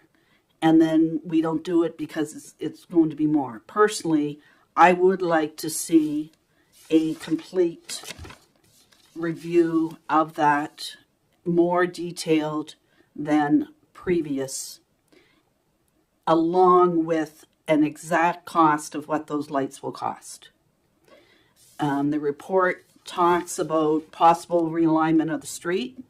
We know that's going to chew up a bunch of money. I would like to know, because to me, one life is worth much more than $1 million. I would like to know the exact cost, well, not exact, but if it's going to cause realignment, what it may do if we have reds, what it's going to do to people trying to get out of that parking lot area, because that intersection influences a lot of traffic in our little downtown core. So it may require more than lights there. It may require lights there. There needs to be a really good look at that whole little core around that section of Liverpool to determine how to make that work the best and the safest. And simply stating put a set of lights in there may not solve it. It could impound it. But there has to be a way. So I believe there were lights there at one point in time, and yes, they were taken down by some large truck that just took them down. For whatever reason, I do not know why it would have been, they didn't put them back. But we are experiencing high volumes of traffic. 40, 30 years ago, every home might not have had 2 cars. Every home didn't have a child with a car. We're seeing increased population growth, especially we're going to see it out through the Western Head area. There's a lot of things that need to be cleaned up around that corner. We talk about, going up toward Western Head, what's going to happen there. We all hear complaints about coming out of that parking lot. People try to shortcut through. To Councillor Amero's point, It was devastating what happened to Carolyn. Streetlights don't guarantee that no one will ever be struck because people just, people driving cars sometimes don't obey them. But I would like to see a true cost of if it's realignment, if it's cutting off a corner, if it's getting rid of an unneeded sidewalk. But I think it's risky for us at this point in time just to say we'll spend $1 million. But it would be honor. I think we should investigate the cost, what it requires, and leave that decision for a future council. If we start the process now and determine cost, street realignment, any other things that need to be done, then next council can put that in a budget, or they can use it through reserve money. But we have been dipping heavily into our reserves before we just start taking more reserve money out for things like lights. But that's my opinion. I agree it needs fixing, and what type of lights, what other impacts it makes, what's its cost, are we going to realign, are we going to do a street of realignment? And if we have to realign a street, put in lights and all that, we need to know the cost and who's going to pay for it. All of Queens County tend to use that light, but those are just things that concern me. Okay, is there any more comments on this motion? Councilor Merrill? So Mayor Norman noted about coming out of the parking lot, and that could cause some confusion. But can we not change the timing of the light sequence to make the traffic flow better?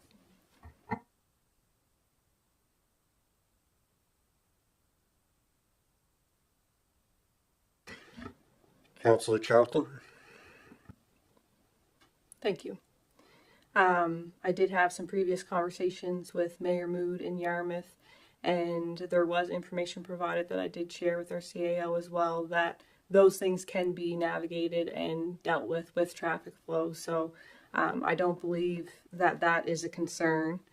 I would just like to kind of go back to the point about a life is worth more than $1 million. I would agree. I think to have information back about the exact cost contradicts that statement, and I think that we have to focus on the point that that intersection is unsafe, and that the last woman who was struck in that intersection is now in assisted living because her life changed dramatically. One of those is too many. There's been more than one. To Councillor Miro's point about accessibility, people who have accessibility issues, like the gentleman that she mentioned that is blind, cannot use that intersection. But I have certainly seen people at the other intersection where the lights are who are blind that can navigate that intersection. I think it's important that those members of our county can access important intersections like that. I would just also note that, yes, it's $1 million. It could come back that it's more, but staff would have to bring back that it becomes problematic.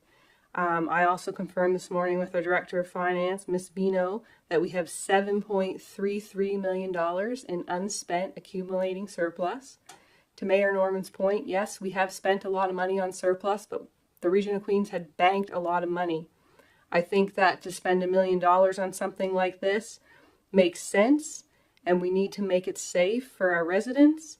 I don't believe that there will be big street realignments. I don't understand how that would really even be possible.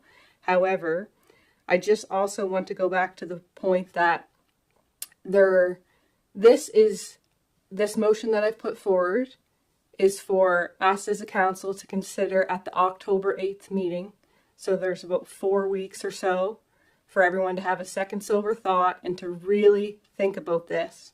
So I'm asking for members of council to consider that, because I think it would be unfortunate to see this consideration not go forward today, as we're not making that decision today. It will come later. If there are questions that members of council have, we can seek clarity on those. But I would just go back to the fact that we need to make this intersection safe, and we've all seen tourists blow through that intersection. And I do not want to see another pedestrian struck there. And I do not recall this being problematic at the set of lights on the other side of town where pedestrians are hitting buttons to crossing the street. Thank you.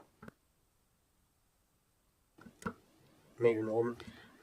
Thank you for that, and I will give you second thought and I will vote to allow this motion to move forward for in a month's time.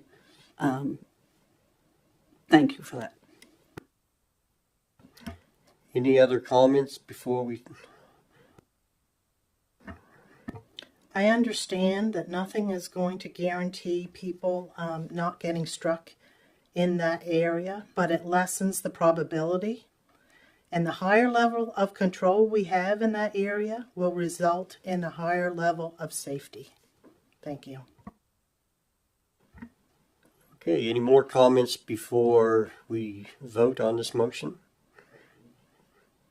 Question has been called. All in favor? So carried.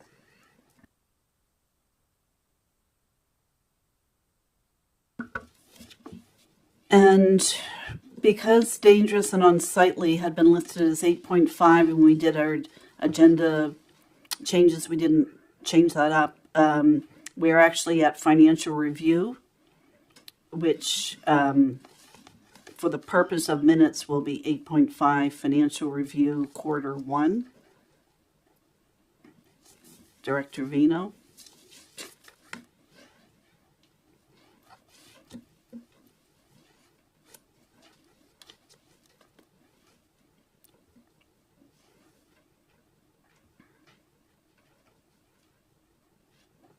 And the floor is yours. There is a motion before she speaks, presenting the report. If someone would so make that motion. Councillor Romero.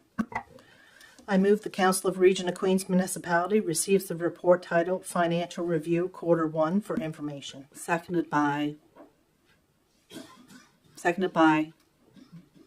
Councillor Gidney.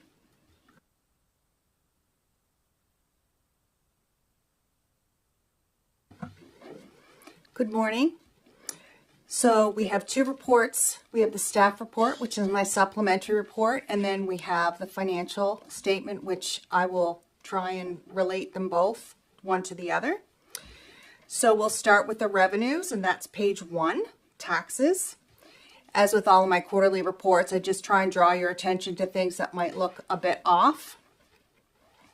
Area rates other is below budget because budget was set at the original rate of 5 cents on the District 13 tax rate, which was reduced during the budget process to 3 cents.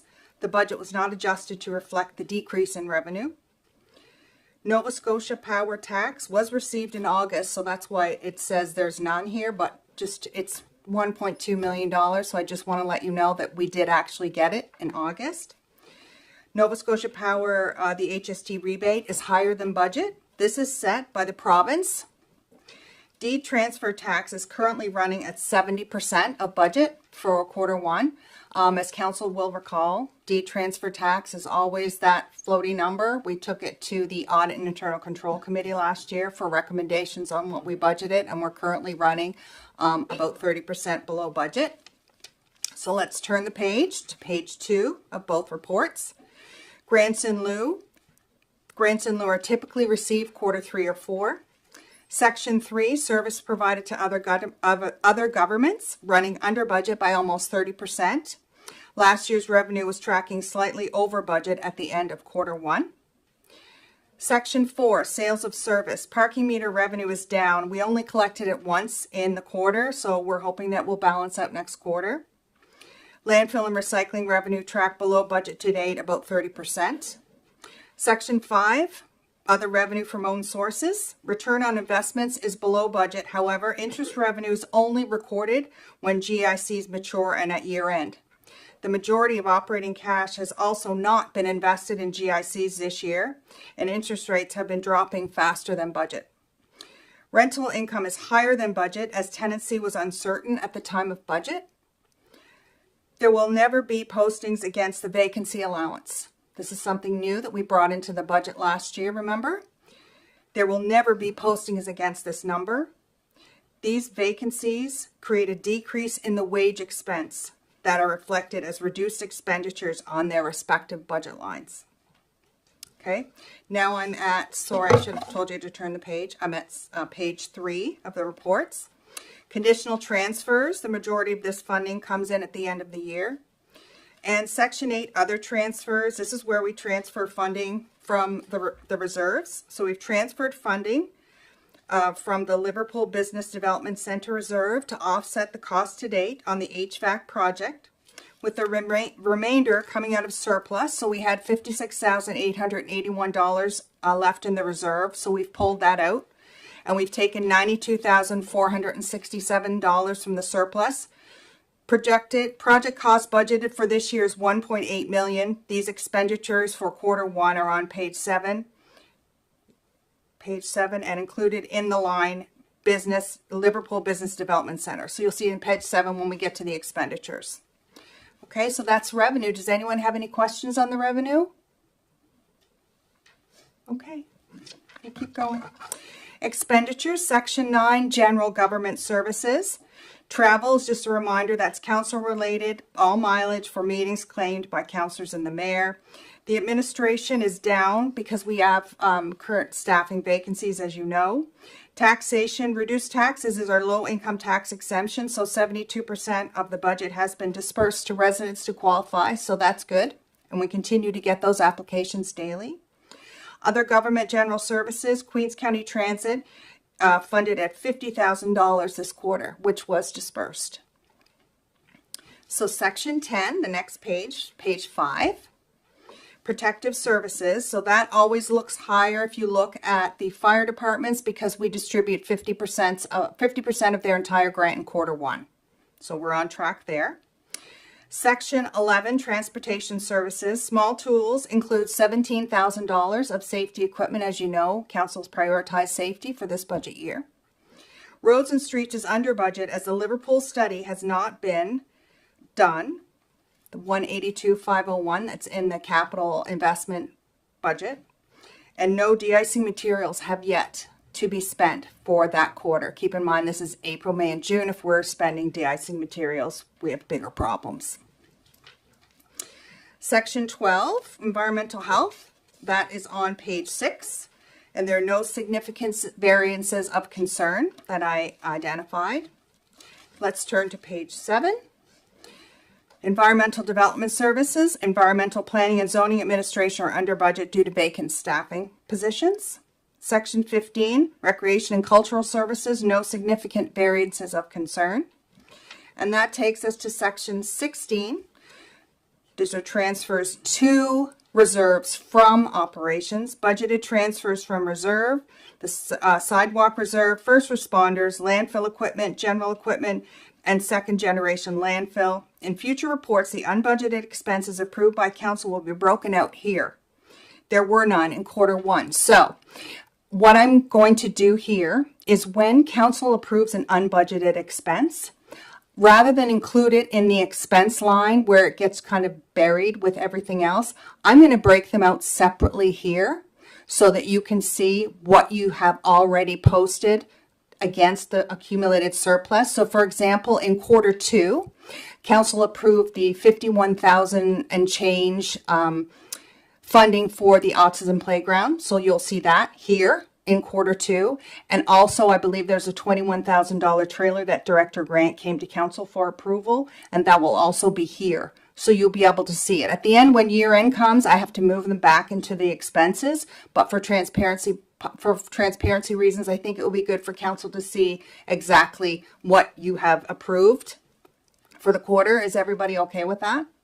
Okay, cool. That's great. This is something that I added this year.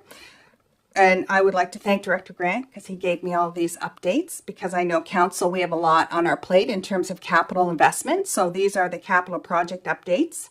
So the excavator was ordered in May from the supplier and received in late July and immediately put into service. The ice resurfacer is due to be received by supplier in early September with an in-service date expected by October. The HVAC system for the Liverpool Business Development Center, the structural steel is 95% complete. 2 of 4 air handling units have been received. It's expected that these will be landed on the roof in early fall with ductwork to continue until December. The Liverpool Business Development Center library renovation, the design and development is underway. Mount Pleasant service extension is progressing and we have draft design expected. Queens Place Drive extension, the tender was issued to the provincial procurement site in an attempt to accelerate the project, but prices received were outside of acceptance. Projects with no activity for Q1. The transmission extension, the wastewater lift station upgrading, and the extension Daphne Farms, all for Mount Pleasant service extension. Q1 again is April, May, June. So some work may have taken place since then. Gorham Planter rehabilitation, Beach Meadows, and Liverpool Bridge redesign. For Hillsview Acres, billing to Department of Seniors and Long-Term Care has not been done at the end of the quarter, resulting in expenses of $103 for resident expenses being overstated. We'll correct once the billing has been completed. The utility, the administration appears to be over. However, this was caused by the annual allocation of office staff. It was all, accounting entry was made at all in Q1. Any budgeted impacts are included in this staff report, and this report will be included in any meeting minutes. Does anyone have any questions? Councillor Charlton? Thank you. Thank you to Director Vino for, these are always so detailed that I personally I usually don't have a lot of questions because you do a great job of explaining it, so thank you for that. Just wondering if this would be the time to ask for a few updates. Like, it was noted that some of these things here with no activity for Q1 for the capital projects may have progress since then. Is that something that we would be able to ask at this time, or could council be provided that at a later time regarding the capital projects?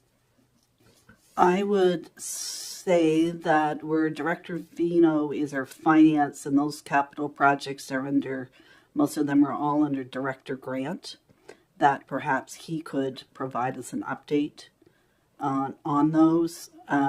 Director Vino writes the checks, but it's Director Grant that would know exactly what capital expenditures and things are. If perhaps off the top of his head, any updates since the end of Q1, Director Grant, that you can recall, and we always will forgive you if you forget them all and send them to us later.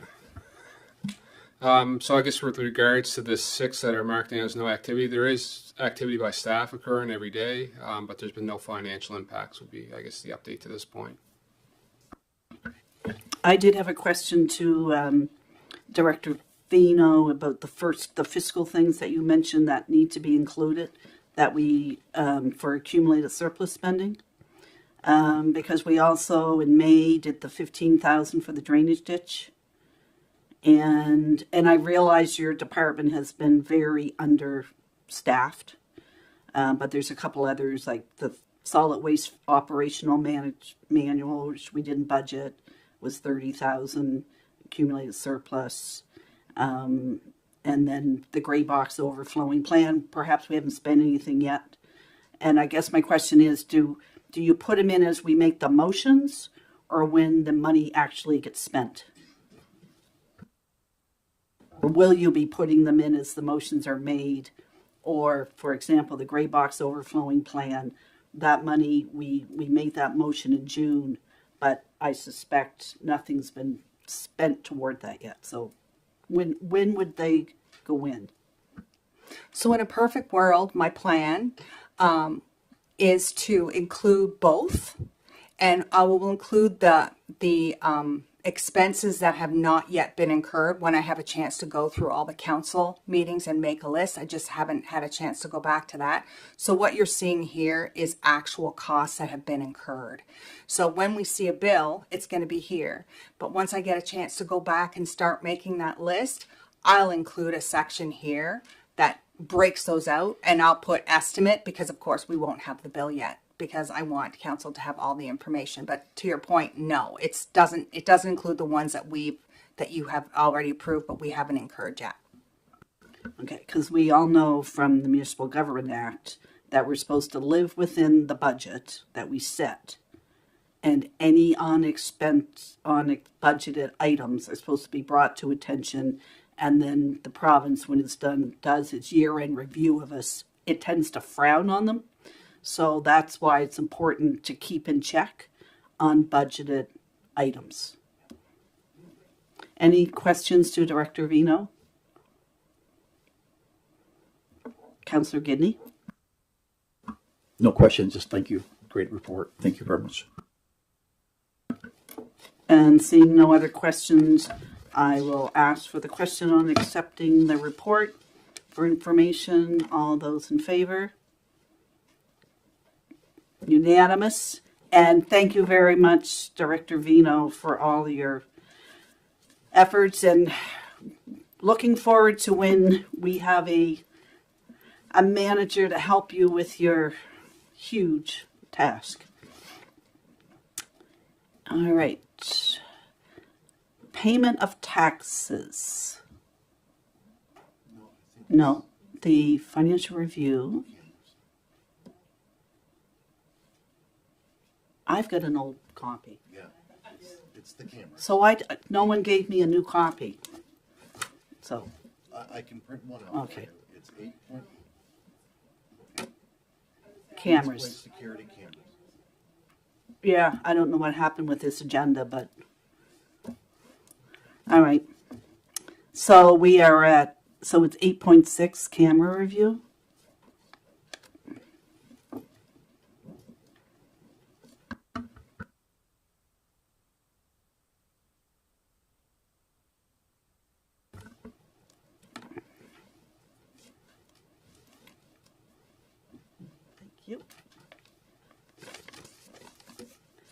To those who are here and to those that are who are watching us, I know I've said it many times, we are so short administrative staff. We are seeking a clerk who looks after all this, because the person who's been fulfilling this role also has other roles to do. So we are 8.6.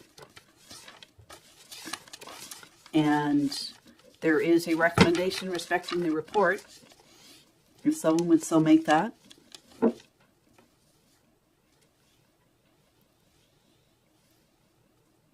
Councillor Hawks. I recommend that the Council of the Region of Queens Municipality receives the report titled QPCEC Camera Staff Report. And that is seconded by Councillor Romero.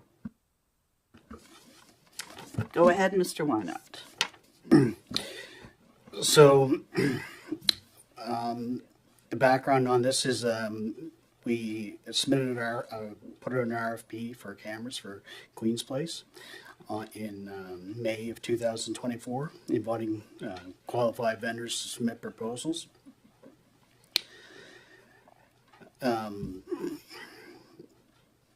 So the goal of this was to replace all the cameras in Queen's Place with higher grade cameras, and also try to get as much as we could on the perimeter of the building, which wasn't actually covered totally well at the time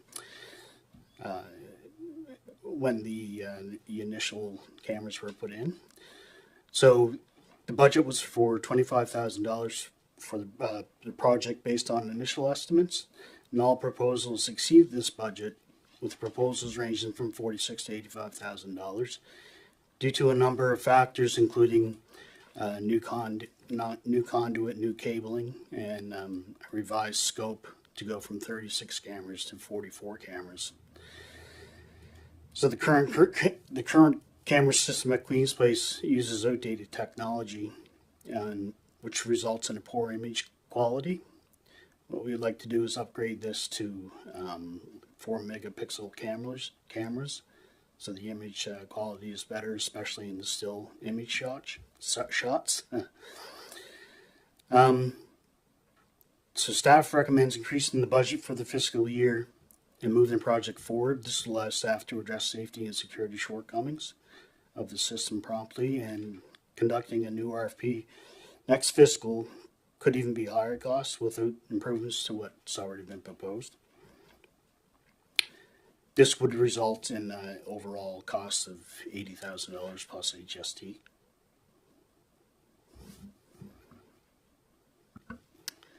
Thank you for that report. Other questions of Mr. Wynod? Councillor Romero? So will these cameras get a view of the play park and the splash pad as well? They will. So outside on the back of the building, there will be one camera with 3 lenses. So it will pick that area up really, really well.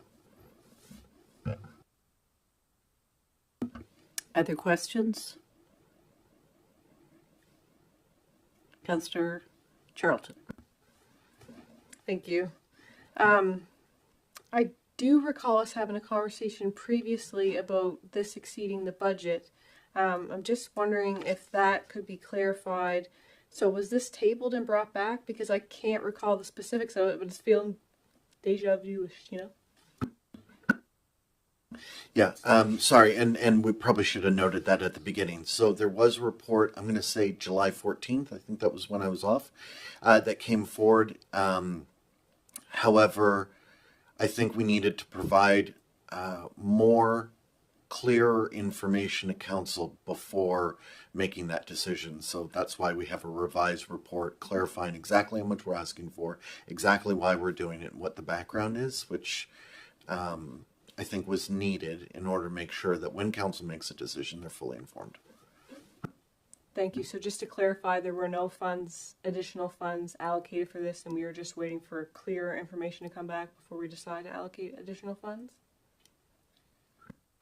The motion you had made, if I remember correctly in reading it, was to add funds, but it didn't add all the funds, one, so that's one thing, and two, so I think we didn't clarify exactly what the expansion was. We listed sort of proposals, but we didn't say, like, this has to include cabling. It also includes the cameras in the back, the change from 36 to 44, all of those kinds of things. So want to make sure, one, we're clear on the number. It's 80, and this is what you're going to get for that.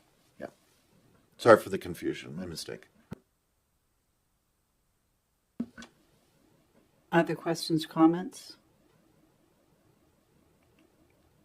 So do we have a present motion on the books? And I apologize for this. I didn't see this report until this morning for some reason.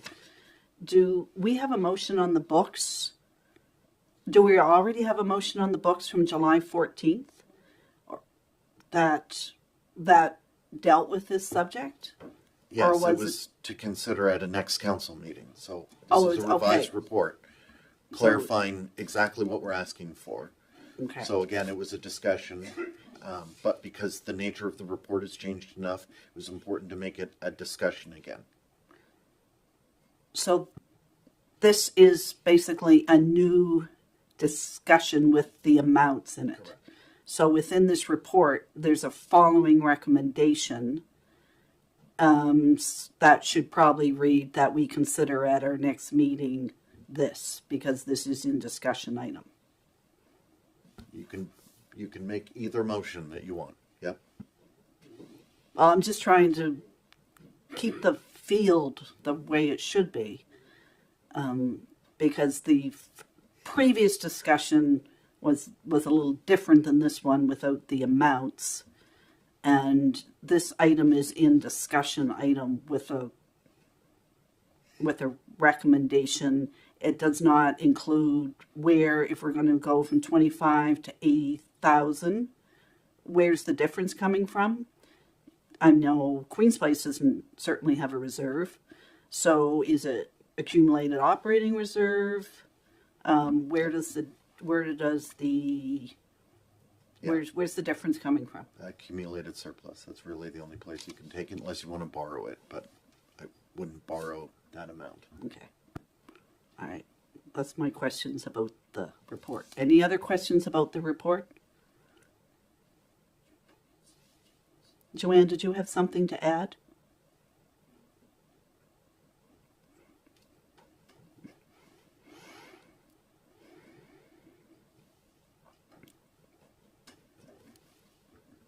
Ms. Vino?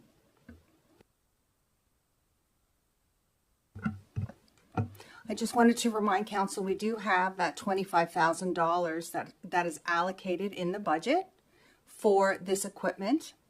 There's an additional $45,000 remaining in our computer equipment budget. That will empty it, but I wanted council to be aware that that money is available because this is considered computer equipment.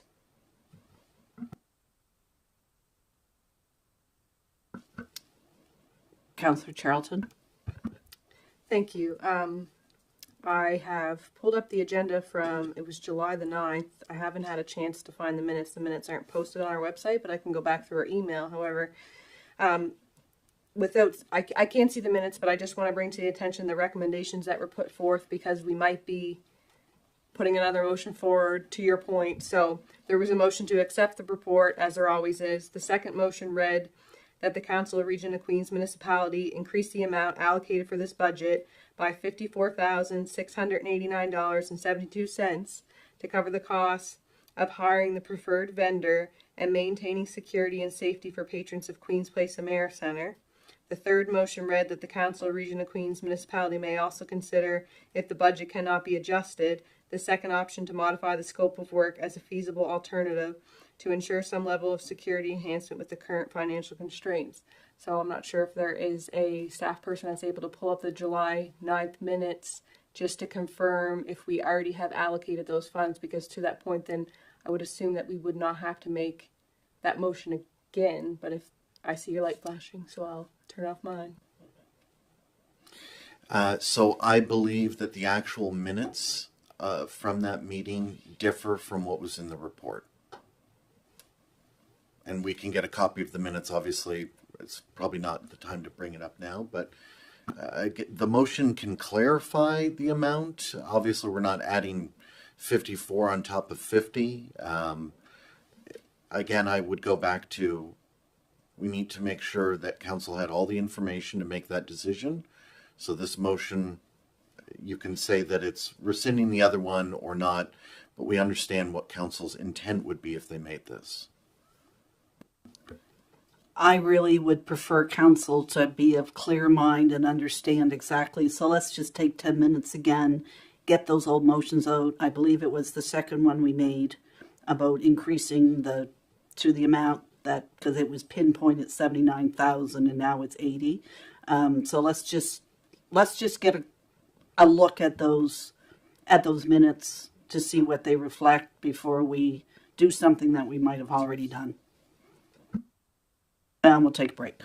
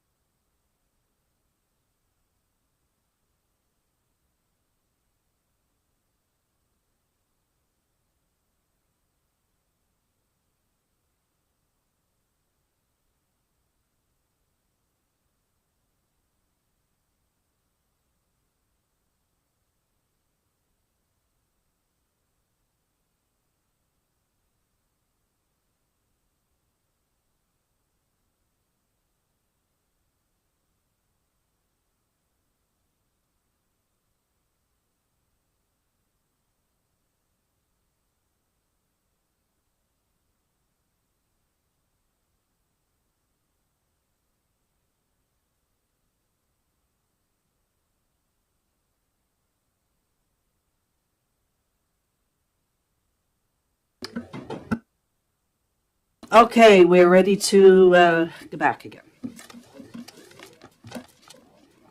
I hope there's a clerk out there somewhere that would like a job. Me too. Yes. So I did find our minutes because I like to keep paper. It's easier to find sometimes than electronics. So we did, according to our minutes, we did make the motion to increase our budget, and it was funded from the accumulated surplus. However, because it was only a consideration that we'd consider it, we don't. This is our new consideration. Yeah, so there's no real action in there. It's just that we're going to consider it. So now we're considering it with a little different paper. So I just want to explain just a little bit. This discussion recommendation system we have is unusual. Okay, so let's just start there. The next thing I want to explain is motions have to be action orientated. So what we're doing now, and what we've been doing for a while, is motions during discussions are for consideration, a recommendation, at the following council meeting. So I'm going to read you the motion that was made at the July 9th meeting. That Council of the Region of Queens Municipality consider at its August 13th meeting, and then it goes on with detail. So we didn't even have that on the agenda. There's nothing to rescind. There's nothing to change. This new report with correct information, and comprehensive, not correct, comprehensive with an amended amount makes it all clear. There's nothing else that needs to be done, just whether council wants to make the motion that is before them. And at this point in time, council made the decision that it came from the accumulated surplus rather than completely dump out the computer reserve. Because by completely dumping out the computer reserve, like, that would be bad. Because if someone wanted a printer or a new anything, we'd have Zippo money in that reserve for that. So it's my recommendation that we use that accumulated surplus again. So when we have different reserves, one of the things we don't have right now is an overall assessment management plan that includes life cycles. If we had that, then we would have all sorts of different reserves. I appreciate that we have now, but so let's take computer reserve. If we had a full life cycle cost of all of our computer equipment and knew when we would incur those costs, then what you would do is say, okay, over the next 20 years, we'll have to spend X dollars. Divided by 20, we should put this amount away every year into the reserve to make sure we have enough. That's sort of the idea. We don't have those asset management plans completed yet at the moment. So we can take money from the computer reserve or accumulated surplus, but fundamentally, it's all from the same place right now.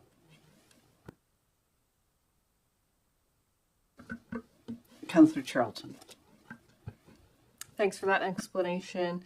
I would agree that our agenda process is a bit messy, and I have no problem with increasing the budget for this.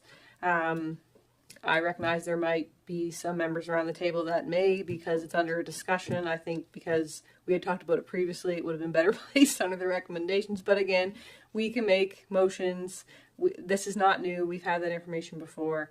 I think we have to vote on the report first, or do we? Yeah, and then I'll prepare to make that motion. So first, seeing there's no other questions about that report, I think we got that straightened out. All those in favor of the report as presented, contrary 1. And then there is a motion which I will agree, even though it was in a misplaced on the agenda. It should be made, and we add accumulated surplus as the funding source. Someone would so make that motion. Councillor Charlton. I move that the Council of the Region of Queens Municipality increase the budget for the Queens Place AmeriCentre camera system from $25,000 to $80,000 plus HST to be funded from the accumulated surplus to purchase an IP-based camera system. seconded by Councillor Gidney. Questions respecting this? I believe we know that there has been issues in the past years respecting that location, and it's a valuable investment to protect, and security cameras are about the best way to go. So to Mr. Wynot, so the clarity will be enough should we ever need to use them in to alert our CMP for identification of possible victims or something, or culprits. It would be sufficient. Would there be sufficient clarity to be able to actually use for identification, or at least to help them find culprits if we so needed them, or if an accident occurred, if we needed it to use on our behalf? The image clarity will be much, much better now, whether you actually get a face shot of the person or not. We don't know for sure, but as far as the image goes, yes, it's going to be much, much clearer. And I assume with the installation of the exteriors, we would clearly sign on those recreational assets outside that they are camera, so just to curb any type of misnomer behavior, we would put up signage respecting the fact that everything is under camera management. That's correct. And currently now the building doesn't have cameras on all the exits either, so that's important to have. It was never ever put in the first time. Any other questions? Don't want to call for the question. All those in favor? Contrary? Unanimous.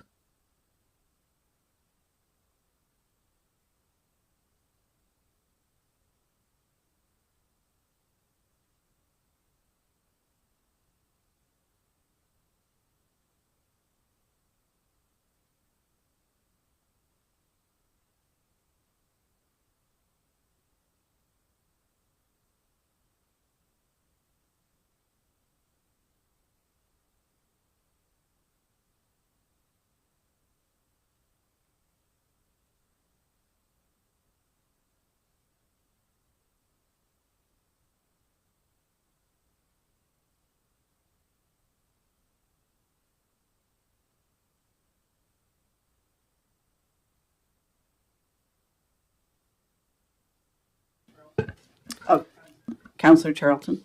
I move that the Council of the Region of Queens Municipality receives a report titled Tax Payment Policy Waiver Request for information. And that's seconded by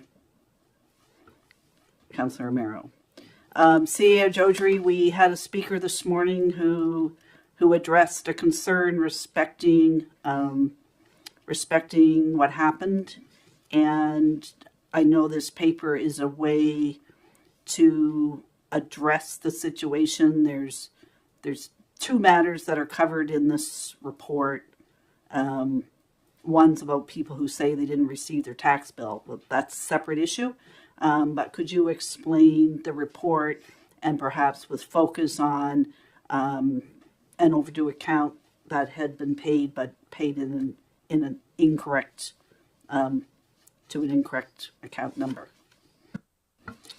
Yeah, so the issue at hand is in the scenario that we've outlined in this report, where, for example, someone has made let's say a full payment to their taxes, but it wasn't applied on not on the municipality side, whether it's a customer or the bank or whatever.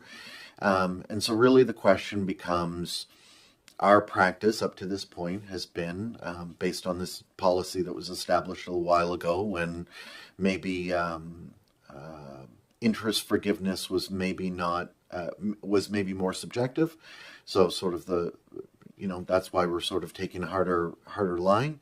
But in recognizing, for example, what the speaker spoke about this morning, but also giving us some latitude to do that. And so ultimately, If council wants to give staff that latitude or wants to review those on a case-by-case basis or not give them the latitude, all three are obviously within council's prerogative. If you just receive this report and nothing changes, then I would say our practice will continue to be that interest accrues on accounts when they're not paid, whether an overpayment is made on a separate account in the same person's name. If obviously you make the second motion or second recommendation in there, I believe as I noted in the report, I'm suggesting an amendment to the policy which would give both the CAO and the treasurer some latitude in interest forgiveness in these specific scenarios. If the in cases where it has been paid,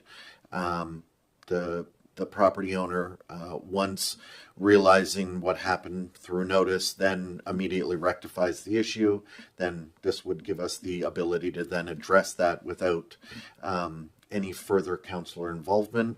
I think if that's the approach council wants to take, I think this amended policy, this policy amendment text would give us the latitude to do that. But again, how much latitude you want staff to have on these types of issues is entirely your prerogative. So not debating the fact, but the contents of the report. Does everyone understand the contents of the report? So are there any questions about the content of the report? So therefore I'm going to ask for a motion that we have received and understood the report. All those in favor? Unanimous. Thank you. And then there is a second motion that would deal with correcting this situation. If someone would so make that motion, Councillor Gidney.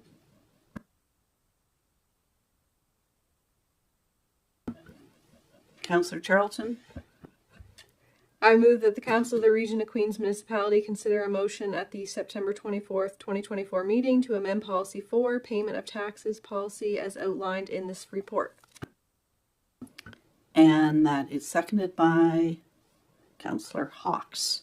And just as a reminder, basically, as CAO Jodry said, the amendment will be that the CAO or the treasurer, at their discretion, can waive the accrued interest if the error has been corrected by the property owner, alerting the municipality within 30 days of being notified, or attempted notification regarding the account being overdue. So therefore, we will permit them to, as part of the policy, in instances where people have made their full payment, and this would result in people who have multiple properties, and be it the bank or be it themselves, be it whoever, they push a button and unbeknownst, all the payments go into one bill. And these things are not captured by people's eyes when it happens because everything's an electronic system and everything goes electronically. So it's not until it was brought to the attention of our staff would they see these oversights, because we have thousands of tax accounts and everything is down. So any questions, debate respecting moving this forward to September 24th to amend the motion? Councillor Amaro? I have a question. Will this include fixing this man's problem as well, or do we have to address that separately? That was going to be a question that I was going to ask, but I didn't want to turn my chair over. That would be, I think that's council discretion, respecting that, because another month is another month interest, and it's not the amount. I mean, it could be someone who has huge amounts of interest or no. So I think we'll gauge that at the time to correct it in the interests of our public, right? But at this point in time, this does not address that particular matter. Councillor Gidney? Thank you. The reason I didn't want to give the motion, because I don't agree with it. So I didn't want to be put in that situation. I couldn't vote against it. So I apologize for that. What I'm looking at here, in this particular case, and I want to digress just for a second. When I worked for Revenue Canada Revenue Agency, we had misallocated payments like crazy. And they tried to handle them under fairness requests, which wasn't a fairness request because I'm going to explain that a little bit deeper. And it then come in a problem resolution. There again, it wasn't caught there because there's another procedure that we can follow. So with the misallocated payment, what we have to look at is the amount of the payment, when the payment was made, and is it obvious that it should have been somewhere else? I'm not saying when it was made, but when the complaint comes in and says, no, I meant to pay this for this account. So as a misallocated payment, I think that would be a data entry or an accounting entry that they go back. So when they do the transfer, instead of transferring it on the day, the interest on the day, they backdate the effective interest date to the date the payment was made. Then there's no interest. There's nothing to waive because there isn't any. I see Miss Vino's coming to, because our rules for municipal accounting and what we can take off once it's on the books are a little different. Miss Vino, to Councillor Gidney, please. Going back in our current system, in our SAP system, and taking that off causes a whole cascading issue with the interest calculations in that particular module. So it's a lot more transparent if the CAO or myself have the discretion to go back and make the adjustment rather than go back and remove it a month ago, which by then we may have had 2 or 3 month end, which is when the interest is rerun. That's just how our system works.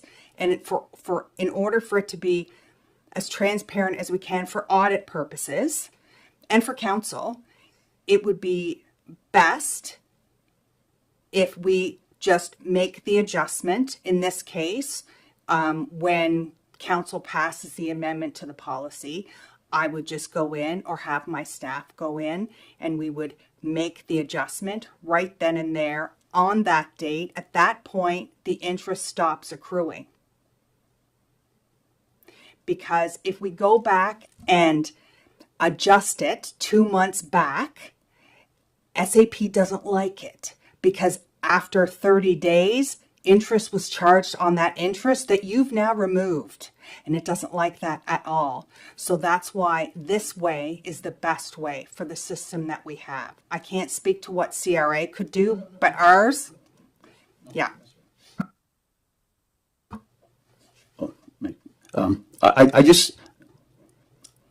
I find it, and not that you're wrong on this, I just find this very awkward that a payment is made and misallocated, that we just can't do a snap and it's done. And that's my problem here, that it feels very cumbersome that we have to change the policy to correct a misallocated payment.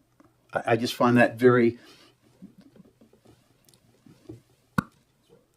So what we're discussing now is not about fixing the payment. That was done immediately when the resident came in. What we're talking about today is the interest that was accumulated between the time the tax bill was overdue and the time the resident came in to say, excuse me, I think there's been a mistake here. We immediately fixed that mistake. We transferred the money to the proper account. But in the meantime, SAP, as it does, because it's not a human, automatically applied this interest. So I, as staff, don't have any discretion to remove anything above $5. So therefore, I came to the CAO, we discussed it, and that's why we're here today. So to continue, please. If I make a payment on Friday, and for some reason they can't post it until Monday, would I have to pay interest if that was late? Interest may be generated depending on what day of the month it was, but chances are it's going to be under $5, and I'm going to look after that. Okay, I understand that because of our difficulties within the programs that we have, then we have to do this through this motion. Okay, if that's the case, then I agree with doing the motion. Thank you. Councillor Charlton? Thank you. I was just going to say it would be great if we could make it easier, like Councillor Gibney said, but we can't do that. But the end game's still the same, and the resident doesn't get penalized for an error, so I have no problem with this. Thank you. Any other questions before I call for the question?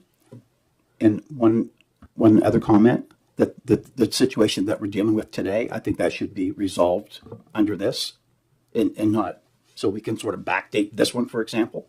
Thank you. Can we agree that we're just going to backdate it once we make the policy change? If I may, yes. So policies are standing orders of council as opposed to a bylaw where there is a finite date and then all the rules change. So if you make this policy change, yes. For clarity, if you vote yes on the motion that is before you at the moment, you don't actually change the policy until you vote on it on the 24th. If you want to make the policy change today, you need to either amend the motion or defeat this one and make a new motion that doesn't talk about considering it at the 24th meeting. It's our room and it's our legislative rules. I think the cleanest way would be to entertain a motion to amend the motion we just made, and just remove the words "consider the motion," and just simply read it as amend it to read that the Council of the Region of Queens Municipality amend policy 4, payment of taxes policy as outlined in this report, respecting interest on overdue taxes. Or you can defeat it, whatever you choose. Councillor Charlton? I move the motion. Am I willing to amend the motion, and can my seconder agree to support that potentially? You can amend the motion. Amending the motion to say that the Council of Region of Queens Municipality amend policy 4, payment of taxes policy as outlined in this report. And a seconder for the amendment. Discussion on the amendment. All in favor of the amendment? Discussion on the motion as amended. All in favor of the motion as amended, the main motion as amended. I said to someone earlier, government is much different than the corporate world where decisions can just be made by the owners of the businesses and the corporations and government. We follow much different rules, especially when it comes to finance. We are a creature of the provincial government, and as a creature of the provincial government, we follow the provincial government's rules and standards respecting how we do our finances. And payment of taxes, financial review, I believe that takes us down to Councillor Fancy. And then we're going to call for a break because we have much on that in camera. So Deputy Mayor Fancy, you wish to have a conversation, please? Yes, I do. I was a little over a month ago, Councillor Brown and I took a trip just because we've had a lot of questions about bylaw infractions. So we had an opportunity to take a drive and look at some municipal land use bylaws infractions that have been reported and calls about. Whether intentional or unintentional, we'd like to see a report on all bylaws violations. So with that said, I request that the Council of the Region of Queens Municipality consider at its September 24th, 2024 meeting a motion to direct staff to prepare a report detailing the current status of enforcement activities related to the municipality's land use bylaws, including but not limited to an overview of the number of bylaw violations reported, action taken in response, timelines for resolution, and any challenges faced in the enforcement process. Is there a seconder for that motion? Seconded by Councillor Muse. Discussion on the motion, Councillor Charlton. Thank you. I would just like to suggest a friendly amendment that we take out the consider part, because we're just asking staff for a report. So if council around the table feels that this report is warranted, then I think that we should just amend it and ask for their report, recognizing something like this is going to take a little bit of time. But I think the consider part is unnecessary in my mind. Are you stating you just want this as a move forward motion as of today? To direct staff to come back with a report, yes, correct.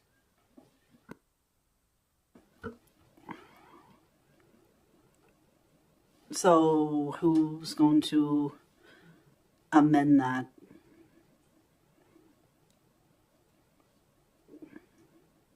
Because without a time frame, and I need to turn the chair over, and I can't turn it over to Deputy Mayor Fancy because he's made the motion.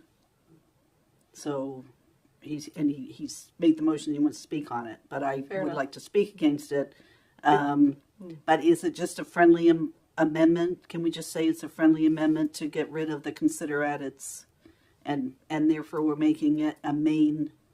We're just requesting a report. Yes, it's just a suggestion from my part to but the it's person. still Friendly amendment if the mover would like seconder agree. Yeah, just in keep with what we just previously discussed in other ones, I think it would clean it up and just make it a bit So, smoother. Councillor Muse, do you agree that it doesn't have to be that we're just going to direct staff to come back with a report? There's no timelines on it at whatever time. So it could be months. There's no timeline on it. Okay, I'll take that out. Any other discussion? Councillor Muse, can I turn the chair over to you? Thank you. I am not going to support this. As council, we all receive numerous phone calls respecting complaints and other matters. We all know the reason things are happening and people are building their bunkies and doing all other such things without permits. It's simply because we don't have enough staff. And now we're asking staff to take their time when they're trying to do development permits, building permits, all other things. We're going to ask them to take their time to go through the last 6 months, the last year, to catalog how many complaints have come in, and then write a report. So we're asking our staff who we all know are doing the very best they can do with their time, to take their time and write a report about why they're not getting everything done. And we simply know we need another development officer. We tried for years for another planner. We're short a bylaw inspector. So why do we need to know how many complaints we've had throughout this county when it doesn't matter how many. It doesn't matter if we've had 20 or 50. We all know we do not have enough staff right now despite our vacancies. And I find it very awkward that we're now going to ask them to take their valuable time and research how many complaints we've had and why things aren't getting done and what the timelines are going to be. I cannot support this motion because I know it's futile and it's a waste of our staff's time. That's all. Any other councillors?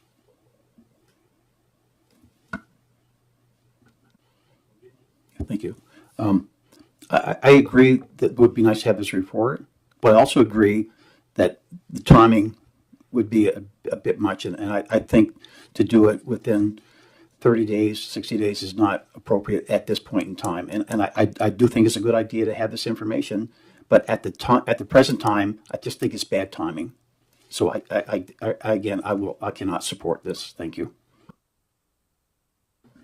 Any other Councillor Mayor? I have to agree with Mayor Norman. It is a lot for our staff to do, and we do get regular updates from our bylaw officer, so I cannot support this at this time either. Councillor Charlton? Thank you. We recently just signed an agreement for shared services for some planning and things that factor into our land use bylaw.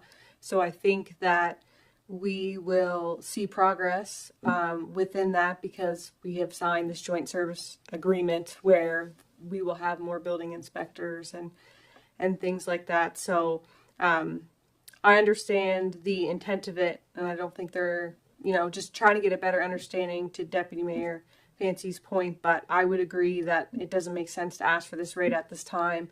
We have been advertising for a part-time bylaw enforcement officer.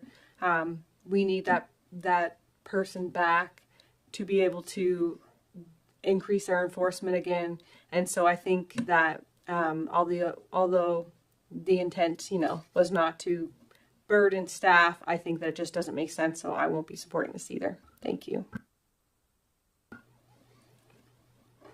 Councillor Fancy? Deputy Mayor Fancy? Okay, first off, the September 24th is something I had talked with the CAO about. I didn't put that in as to say this is the date I'd like to have these things done. But we all are getting reports on things where there's violations taking place, whether they be done by the September 24th or where we wait to get someone else coming in. At least I can go back to people and say that we are looking at some different things. Well, if we could say, well, we're doing that all the time because of our staff, but there are people who are going through some difficulties because of, and it's not to try to take away from people who are violating just because they're trying to live. It's people who are abusing the situations, and other people have to pay for it, and that's happening around, and it's. And to ignore it, and not saying we're ignoring it, but not being able to look at it and saying that we're trying to do something for it. I was totally surprised by going out around as being deputy mayor and going with Councillor Brown to see what some people have to put up with from other people, and that it's not right. They have a right to be to live and have their own privacy and everything else too, or not be abused as they are. So it's a fine line. We can't be abusing our staff and then saying that you've got to do all this and all these other things. But once something is identified, then we can get the RCMP to be able to go and enforce it. Because right now it's not being enforced. And don't shake your head, Mayor Norman. It isn't being enforced, and they need to be told that this is just not right. So anyway, that's that. If people don't want it, that's fine. But I still believe in that we should be identifying these problems and trying to help our residents. Mayor Norman? If I could, our CMP do not enforce our land use bylaws. Deputy Mayor Fancy?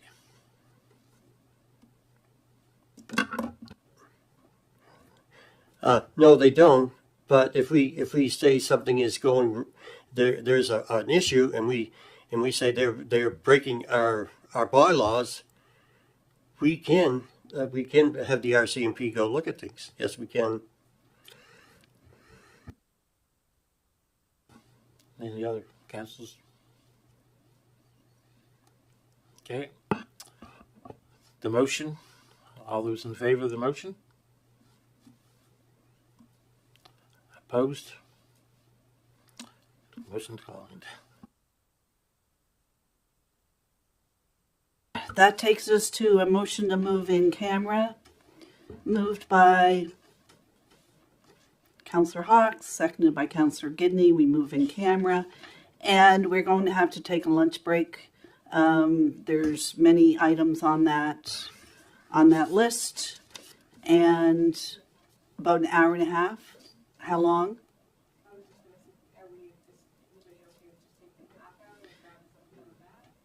I don't think we can get out of here and be back in half an hour. Can we say 45 minutes? Otherwise, we're going to be eating at our desks. Can we just say 1 o'clock? I'll agree with Councillor Mero. Let's just say 1 o'clock. So we're adjourned to 1 o'clock.